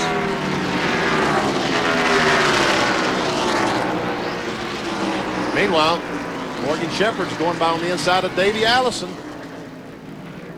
As I said earlier, Morgan's car needs a few laps before it really gets going. So he couldn't quite make it past that time. Here's Spencer trying to pass Shepherd. This has been some of the best racing we've seen all day. Look at Spencer go in. And they are glued together as they come off that flat corner. Here comes Harry Gant. He'll try to make it 3 abreast. He has enough momentum down the straightaway, but I don't think he has. He don't know which one to follow, but he'd probably follow the inside man. That's what Davey Allison did a moment ago when he ducked out from behind Schrader in behind the 8 car. Spencer got the corner a little too hard. If Harry had just been ready, he might have got both of them in one corner. Well, it looks like he's going to get Shepherd. No, Morgan's coming back. Yeah, Morgan's coming back from the outside. Harry has to hurry through into the turn. Shepherd wisely backs off. Yep, smart thing to do. Looks like they got that settled. For the moment. The 55 and the 44 having a shoving match down the 55 Musgrave on the lead lap, and Rick Wilson not on the lead lap. But I bet Rick don't know it. That's right. Rick Wilson thinks he's racing the 55 car pole position right now. And the spotters probably don't realize it. That's right. They knew that Ted was a lap down earlier, and so they figured they're racing for position right now.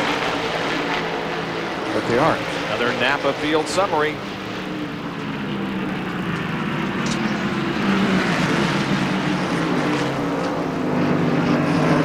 Cars on the lead lap.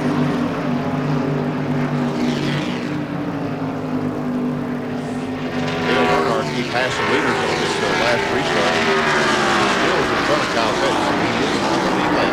Yeah, he built up a big margin there before Kyle got to the front. Kyle is gaining on a little bit now, but Earnhardt is staying out there in good shape. Musgrave finally was able to get by Rick Wilson.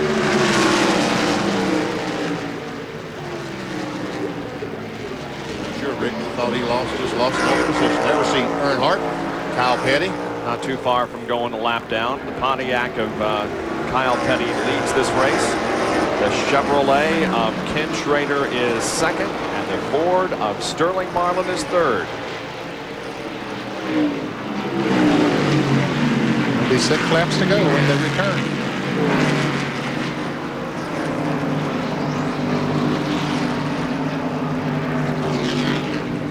Comes Spencer, and we, after seeing the football piece, we know that Spencer wants to do so well here at his home racetrack. And that entire football team here watching. Yeah, there's 85 of them from the school here today watching. He's driving his heart out. Yes, here he comes. He's on the inside. Gonna get him. Yes, and you can hear the roar go up from the grandstand. Now is he going to slip up and let David come back on the inside? Even though that is his dad's race car, David's not going to roll over and play dead. He had to earn it. And David looks up in his rearview mirror and sees Harry Gant coming back there. And Morgan Shepherd. And here comes Ted Musgrave passing Morgan Shepherd. He finally got around Rick Wilson and just motored right on up there around Morgan. That's 7th spot, just took over 7th. That'll be his best finish of the year. It will equal his best finish. Yeah, 7th at Rocky Mountain. Okay. Well, he might move up another one or two and get his best finish of the year. I'd say that he's one driver that'll probably move in 1994, and probably there'll be a number of owners looking at him. Much sought after. Yes, sir. Harry Harry Gant took a look under Davey Allison. That's my way. That's fourth place. Now, while you're watching this, folks, don't forget that Kyle Petty is leading here. There he is, but he is out front all by himself. Schrader has things all to himself in second place, and so we're watching this third, fourth, fifth, sixth, seventh, eighth on back battle. Kenny Schrader has just had some great performances. In fact, if he stays where he is, he will have 4 top 5s in his last 4 races. I think he's had his last 3 races right now. He's currently running second. That's the group of cars contesting third. Spencer just took over third place, got by Sterling Marlin. Yep. Davey's trying to get under Sterling. I think he's going to make it. Now Harry's going to follow. Sterling, now remember, there's no room down there. Be careful here. Ride with him. 33 cars right beside him, and here comes Musgrave. Harry moved back to the outside and sort of cut off Musgrave's draft there, and it's going to be a little bit tougher for him, but he hangs on, makes the pass going into.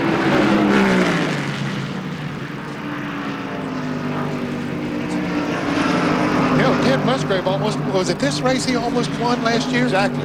Yeah, it was. Think of it, it was. He ran out of gas right near the end or something. Finished fifth in the July race. Oh, okay. I remember I know that. it was the Pocono race. The first 2 letters of the month were June, whatever. June or July.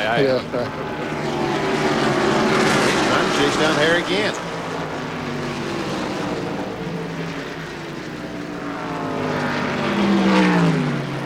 Our leader, Kyle Petty. You'll remember that Marlin and Shepard, they have both about 8 more laps on their tires than everybody else. Is that the difference here, possibly? Yes, I think it is, yes. And we can see just how important fresh tires are, because Sterling Marlin, Morgan Shepard, both those guys drifted back to the end of the line of cars that stopped and got tires. We see that Harry Gant has gotten by Davey Allison, taking over 4th spot. Now Musgrave's contested 5th. Yep.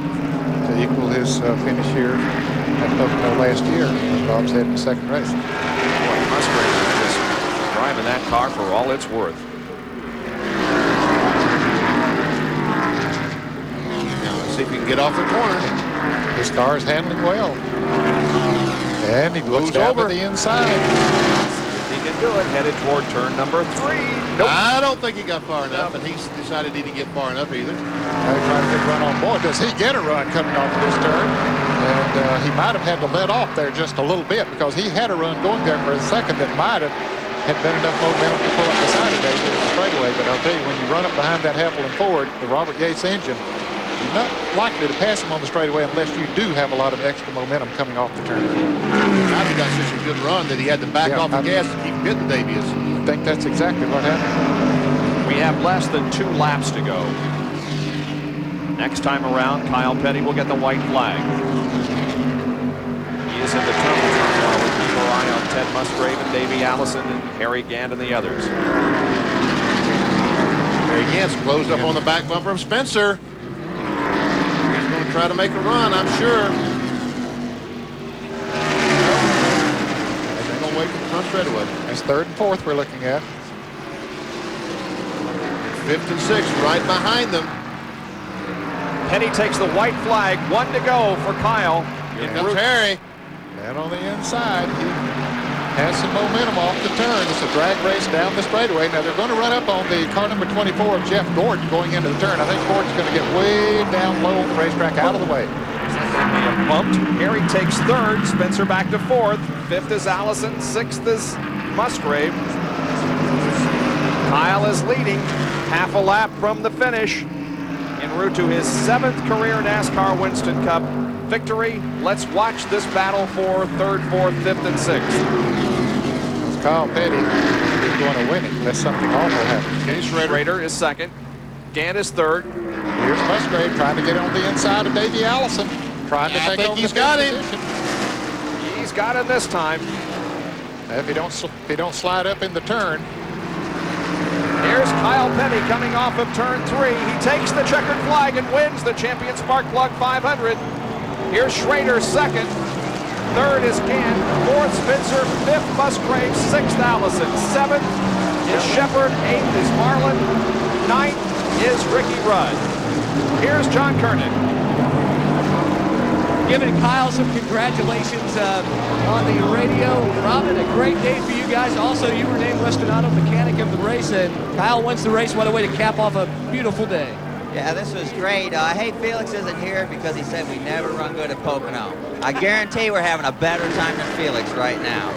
See you, man. I appreciate it. Everybody worked real hard. We've had a bad couple of weeks here, you know, but man, this is great. Win up here. I guess Kyle's going to demand everybody maybe to ride Harleys to every race, huh? Well, if we can win a couple more races, we might just buy a bunch for every race. You know, it's the 90th anniversary, and congratulations to Harley Davidson. Thanks. Thank baby. So Kyle Petty becomes the 8th different winner in the last 9 Winston Cup races held here at Pocono International Raceway. Do all luxury cars deaden your sense of hearing? Your sense of touching? Feeling the road? Not when your luxury car is one of the new BMW 5 Series V8s. Their sense of the road reduces the competition to senseless luxury. This is the ordinary world where pants always wrinkle.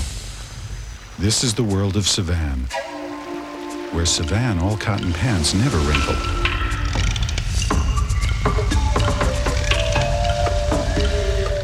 No matter how you wear them, no matter how many times you wash them, because someday you may need to look your best. The world of Savan. All cotton pants, no wrinkles, ever. Burt Reynolds talks with the Quaker State team. Hold on.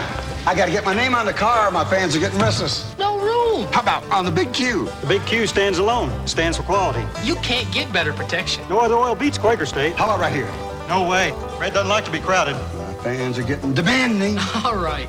We'll go get the painter. They must have had a hard time finding the painter. Nothing beats Quaker State. It's one tough motor oil. Taking a break, are you? No break. Oh, you smell good. Oh, thank you. You wearing something? Just my deodorant.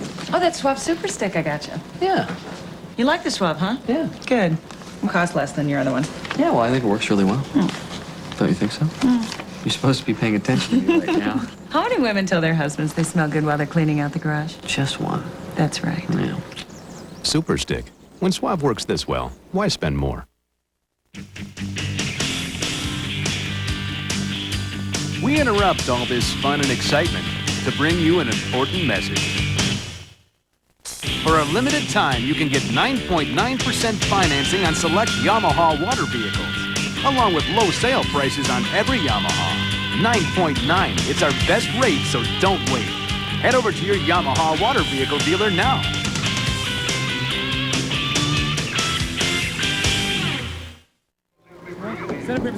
We're back at Pocono International Raceway, where the champion Spark Plug 500 has been won by Kyle Petty. Jerry? Bob, I've seen it all. I've never seen a driver climb out of a car. Look at Kyle Petty with a video camera, his own little video camera, videotaping everyone else celebrating in victory lane. And Kyle, yeah, hey, Kyle, how are you? Congratulations on a great win today. Yeah, we had a great week. You know, we went to New Hampshire and tested. And we found some stuff over there we thought might help us coming off of this corner up here. And my car really worked good off turn 3 all day long. But, you know, I can't say enough about John Wilson and Robin Pemberton. Felix Sabatis is not here. I'd like to thank him. But I'd like to say hey to Patty, and I'd like to say hey to Wade Thornburg, who's worked for my father for 25 or 30 years and is sick with cancer right now and sitting at home. So, hey, Wade. You guys really had them covered, Kyle. You know, it seemed like every time you would get someone would get a run at you, you guys would come in, make a great pit stop, and go back out and pull away. Well, I tell you what, we just kept making adjustments. They really good. We were good the first part of the race. When everybody else was a little loose, we were just right. And then my car got tighter and tighter, and I could stretch it out 5 or 6 seconds. And then here comes Harry, wide open, coming. And we made one more adjustment, And when we made that adjustment, it turned that thing loose, and we went from 9 seconds to 15 or 16 seconds, so it was a good day. Will you ride Harleys from now on the week prior to a race? That's got to be a good luck charm for you. It might be a good luck charm, but I'd hate to think I had to ride that Harley 1,700 miles a week to get to a racetrack just to win races. Why the video camera? Well, we videotaped from the time we left Charlotte. We went to Portland, Maine to see Robin's aunt. We went to New Hampshire. We went to New York City. We went to Saratoga Springs. We've been all over. So we filmed people at rest areas. So I figured if we could film people going in the bathroom, we can film people in Victory Lane, man. Hey, what a home movie for Kyle Petty, and what a victory here in the Champion Spark Plug 500. Bob? You know, I remember last year when he came for the tire test at Indianapolis that he brought the video camera with him to document that, and he still got it, recording the victory celebration of his own in Victory Lane here today at Pocono. We'll be right back. Here at US 258 Auto Parts, we realize the need for an import and truck parts outlet. That's right, we're making the switch to bring you quality parts at low prices. We specialize in Toyota, Honda, Nissan, Volvo, Geo, and any brand trucks available. At US 258 Auto Parts, we're working to clean up the environment by recycling quality-tested parts for your savings. Call us at one of these numbers on the Peninsula, Southside, or toll-free.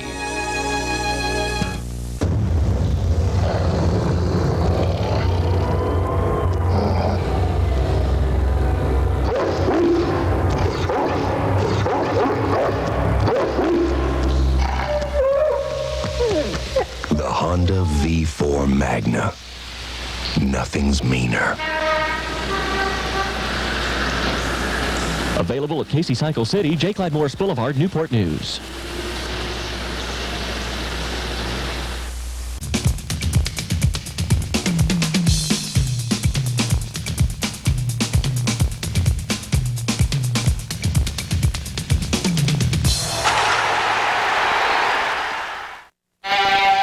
Unbelievable, spectacular, breathtaking, crash, impact. 60 minutes of blazing crash action in this special edition 2-volume set. See outrageous motocross and road racing action, sprint cars and outlaws, Grand Prix, stock cars, monster trucks, powerboats, and more. Only $19.95. This exclusive 2-tape set is jam-packed with magnificent racing and crash action footage featuring top drivers from around the world. Order now and get absolutely free. Havoc 1, over 45 minutes of rare footage, including some of the most thrilling and horrifying moments that made early racing history. You'll get this incredible 2-tape offer, plus your Havoc video free. 3 tapes that'll blow you away. Guaranteed or your money back. To order, call toll-free 1-800-544-8889. That's 1-800-544-8889. Or send check or money order for $19.95 plus $3.95 for shipping and handling. ESPN SpeedWorld is being brought to you by your local Yamaha dealer, who invites you to see their exciting line of motorcycles, ATVs, and water vehicles. By Quaker State, the Big Q is one tough motor oil. And by Budweiser, fresh, pure, natural, proud to be your bud. Kyle Petty wins second place. Ken Schrader, here's John. Well, Ken, second today, but I mean, Kyle was just simply awesome. I guess a great race for second place, though. Yeah, you know, we were good there at the end. Out of the cars that came in and got new tires on, Harry got kind of caught up in that deal with when Rick Mass got sideways. That gave us a little break there to get away from Harry, and then the rest of the guys had on used tires, so it just kind of worked out. You guys keep climbing up the points. Think you can make another position this week. Are you finding that consistency? Are we going to see you contend for the championship later this year? Well, you know, it takes like an average place finish or something like 6th, 7th, something 8th even to win the championship. So we can keep struggling top 5s together. That might make up for what we hurt ourselves early in the year. Ken Schrader with a fine second place finish today, Bob. And several others had best finishes for 1993. Sterling Marlin, Harry Gant, and Ted Musgrave all had best finishes. Marlin an 8th, Gant a 3rd, and Musgrave a 5th. So the Victory Lane celebration continues, and we are going to take another break and be back here at Pocono. The top 5, Schrader, Gant, Spencer, and Ted Musgrave.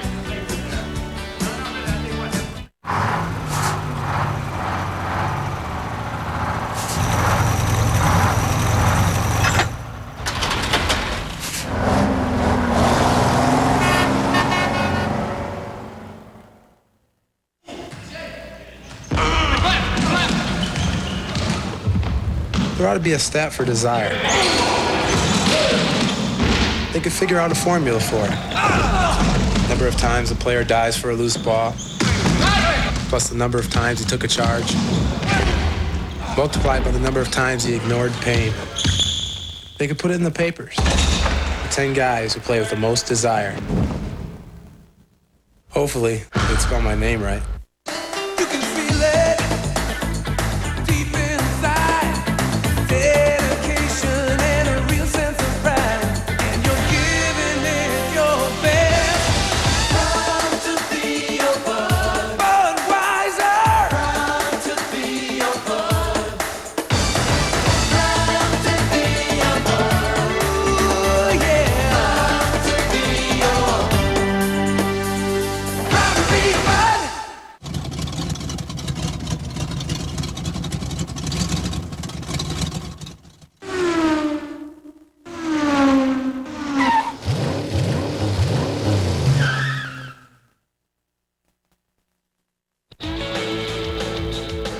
We started a revolution in the streets. And now it's hitting the water. Introducing the Yamaha Wave Blaster. Essentially, it's the world's most radically advanced bike. Now available on the water.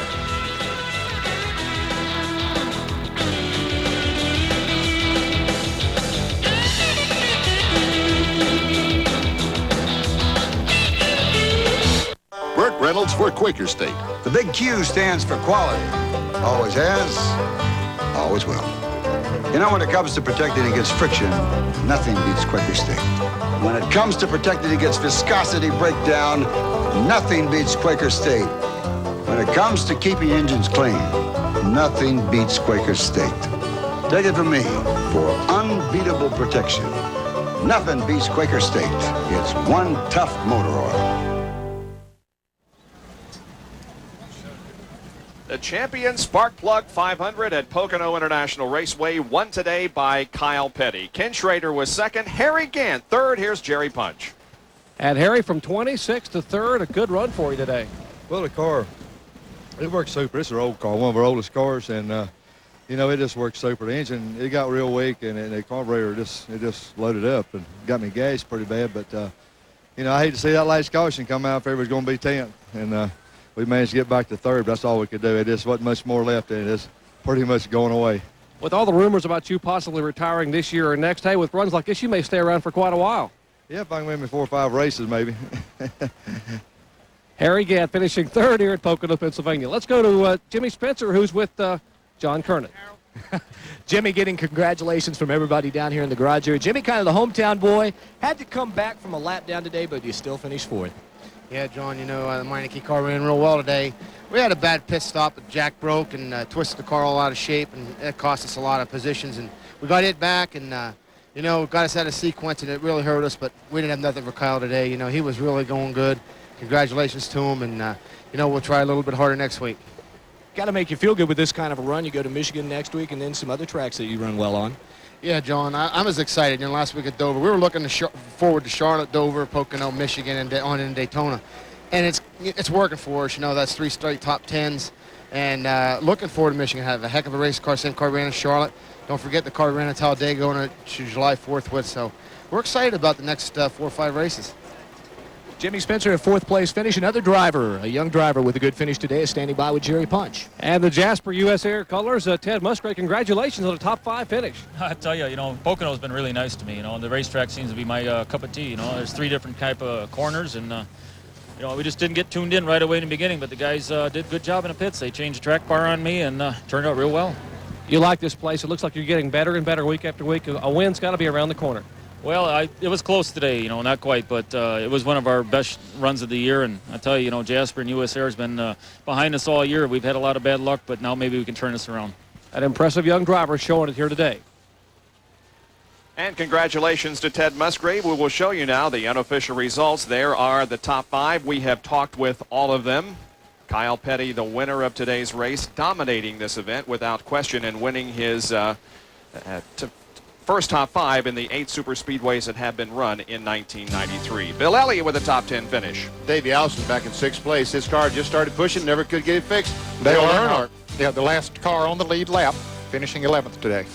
Bill Parsons got one of his laps back. He's back in 14th. And Kenny Wallace, the leading rookie contender, the Max Rookie chase today. Dale Jarrett was in 19th position at the end. Bobby Labonte in 20th position. Jeff Bodine had a good run going, finishing in 24th. Broken transmission had to be pushed in.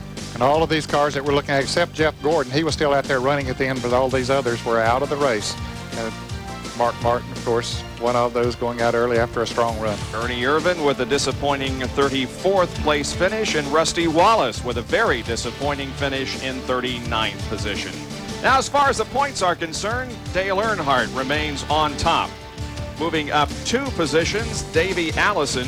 Dale Jarrett remains in 3rd. Kyle Petty picks up 3 positions to 4th, and Rusty Wallace drops 3 positions back into 5th. Morgan Shepherd will go into the next race 6th, then Ken Schrader, Jeff Bodine, Jimmy Spencer, and Jeff Gordon. Our next telecast of a NASCAR Winston Cup event will be on July 3rd, Saturday. That will be at Daytona International Speedway and the Pepsi 400. We hope that you will be able to join us. Once again, Kyle Petty winning here this afternoon, a 5-second advantage over Ken Schrader. For Ned Jarrett, Benny Parsons, John Kernan, and Dr. Jerry Punch, this is Bob Jenkins. Thanks for joining us. So long, everyone.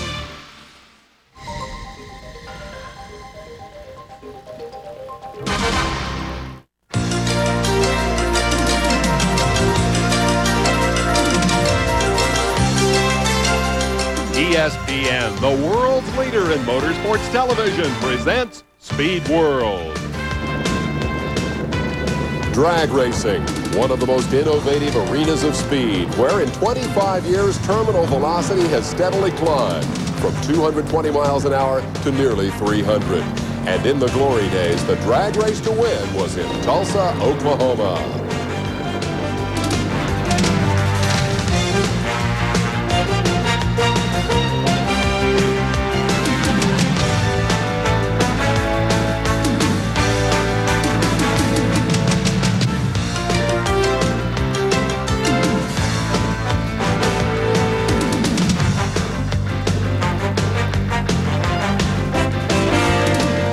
Hello everyone, I'm Dave Despain. This week we're going to take you back to the glory days of drag racing, the year 1967. We have a special postseason showdown among the top quarter-mile aces in the business. Now, if you're a fan of drag racing here on ESPN, I think you're going to quickly see how dramatically television coverage of this sport has changed. And I know you're going to like watching the Top Fuel legend, Don Garlits, Big Daddy, making one of his earliest appearances as an expert analyst. We have more big names, too. Prudhomme, Kalita, Jenkins, and many more. And Brock Yates describes the action as we go to windswept and slippery Tulsa, Oklahoma Dragway for the 1967 World Finals. This is Brock Yates, reporting from the Southwest Drag Strip in Tulsa, Oklahoma, scene of the National Hot Rod Association's World Championship Finals, the World Series of drag racing. The Tulsa World Finals is exactly what it claims to be, a winner-take-all runoff between the champions who have accumulated the most competition points in 7 National Hot Rod Association regions that span the country. Over 300 of these top cars and drivers are on hand at Tulsa to compete in 7 special eliminator categories. Categories that range from the elite top fuel dragster bracket to the purely stock street sedans.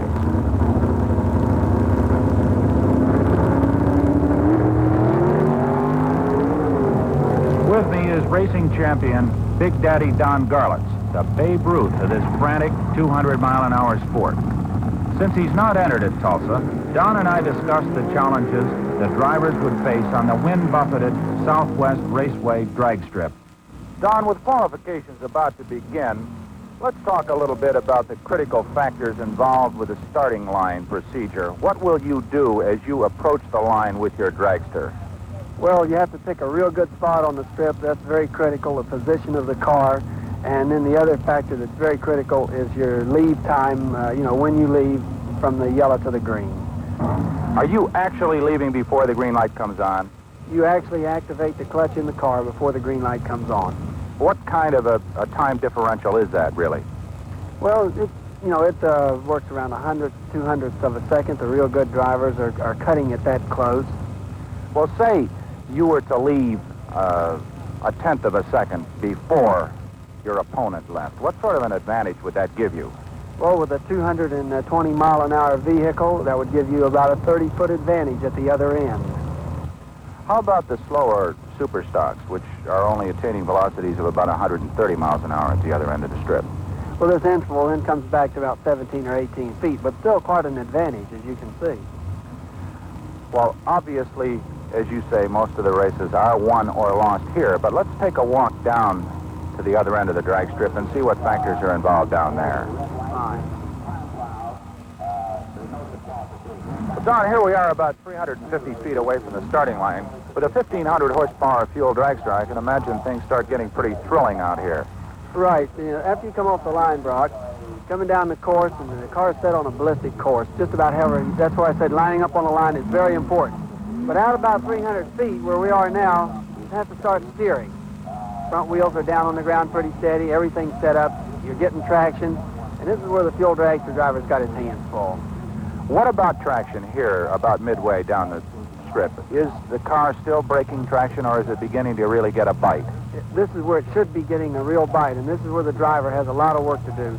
He's either got to push the clutch down a little bit to stop the tires from smoking if they are, or if he's using the accelerator pedal to get the traction, he's got to start getting it on the wood pretty soon. How about the super stocks? What is a good super stock driver doing at this point? A good super stock driver, Brock, is he's watching his tack and he's getting his shift points just right. He doesn't have quite the steering problem that the fuel dragsters have, but it's very important on his shift points.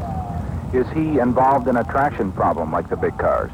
No, his big traction problem is back at the line, getting off without spinning the wheels at all. But out here, the super stock driver is usually flat on the wood. Are there many drag races, both with the big cars and with the super stocks, that are resolved here? In other words, do many losing drivers get passed at this point, or does it usually occur very near the starting line? Super stocks, I'd say most of the losing drivers get beaten at the line, you know, not counting the starting sequence.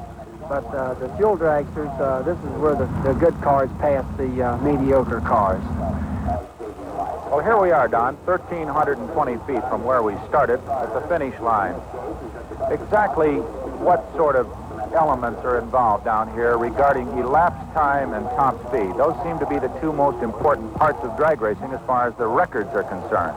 Well, the elapsed time is the time it takes the vehicle to go from the start to this line, the finish line. Will the winner always get a lower elapsed time as he crosses this line? Provided he left at the same time his opponent did, he'll have a lower elapsed time. How about top speed? Will he always have a higher top speed? No, not necessarily. It has nothing to do with the top speed, how fast he's going. It's just who gets to this line first. So that the top speed that we hear recorded is merely the amount of time that it takes for a car to traverse the 132-foot timing trap. Is that right? That's correct. It's not the average speed over the entire quarter, which is a misconception by many people who are watching this sport. Don, it's about time for qualifications to begin, and unless we want to get hit by a 220-mile-an-hour dragster, let's move on. Right, Brock. From the days when they ripped through the sands of Daytona to tracks like Talladega and Darlington, racing fans have had a love affair with the drivers. To commemorate these heroes, Country Time presents our new collector series, featuring Kowicki, Gant, Shepard, Hamilton, Jarrett, and Darrell Waltrip. What better way to salute the men who risk it all on the speedway and the fans who make it all worthwhile?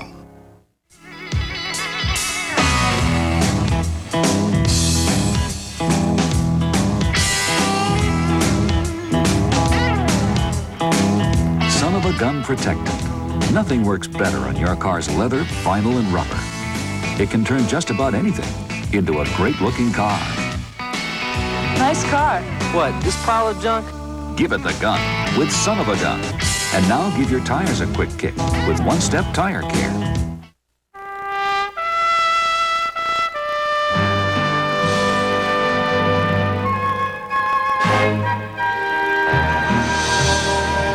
Cellular One has set up state-of-the-art cellular service that reaches clear across America.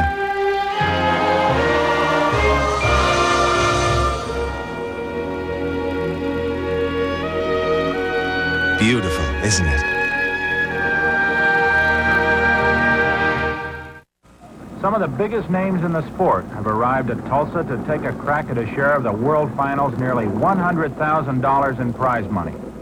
In the fuel dragster class, Sneaky Pete Robinson, the Georgia Tech engineer, has returned with driver Steve Carboni to try for his second consecutive World Finals championship.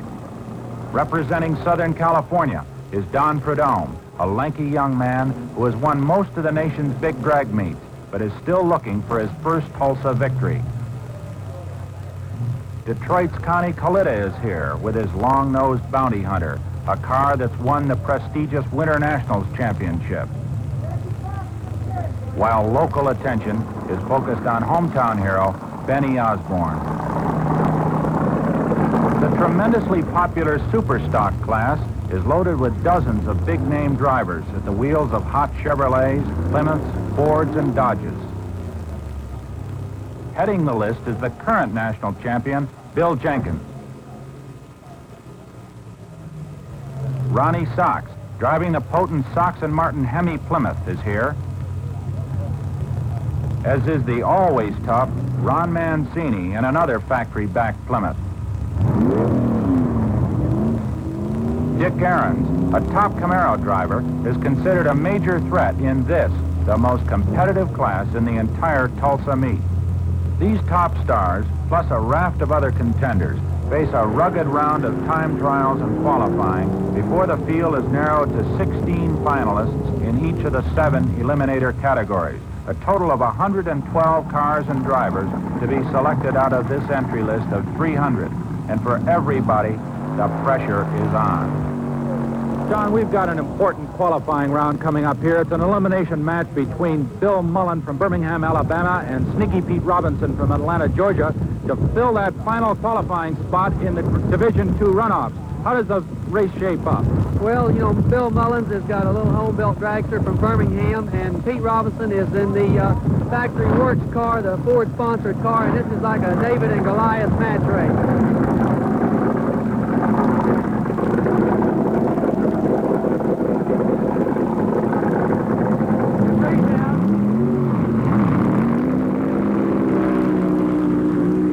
It looks like Mullins got out of shape a little bit off the line. Robinson took the win. Mullins had a terrific hole shot, and he got out just a little ways. The front end came up, and he got out of shape and had to lift momentarily. Could have cost him the race. We've got a real crosswind here right now. Do you think that had any effect on the run? Could have been, because when the front end came up on Mullins' car, the wind blew it the way that the, across to the pit side of the track. Looked like there was an awful lot of smoke from both cars. What does that appear to be affected from the track, or was it the tires themselves? All indications at this point indicate that the track hasn't got the bite that the racers were expecting out of it. What do you think about this resurfacing job here, Don? It was scraped, as we talked about earlier, and now it appears to be breaking up a little bit. Right, there's a lot of loose rocks coming up through the surface. They cut the top off this track by heating it and running a knife over it. This is the first time this has ever been done in the sport. Everybody's kind of standing by. They don't know exactly what to expect, but at this point it doesn't look like we're going to get the phenomenal ETs that we're accustomed to. Pete Robinson, the defending World Finals champion, is a top-ranked star with heavy factory support. Like Don Prudhomme and several other big names at Tulsa, Robinson's car, called the Tinker Toy, is powered by an exotic overhead cam Ford engine, nicknamed a Cammer by the racing crowd. Pete is recovering from injuries suffered in a crash a few months earlier and is engaged to California pro Steve Carboni to drive his car at Tulsa.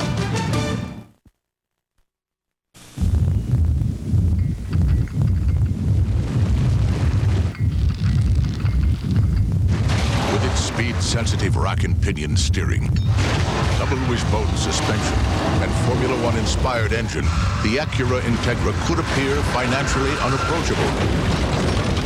As it turns out, it's not. Lease the Integra at your Hampton Roads Acura dealer. At Yamaha, we've always left the competition in the dust. And now it's time they took a bath. Introducing the Yamaha Pro VXR, the world's leading personal watercraft. When it comes to acceleration, we're flat out better.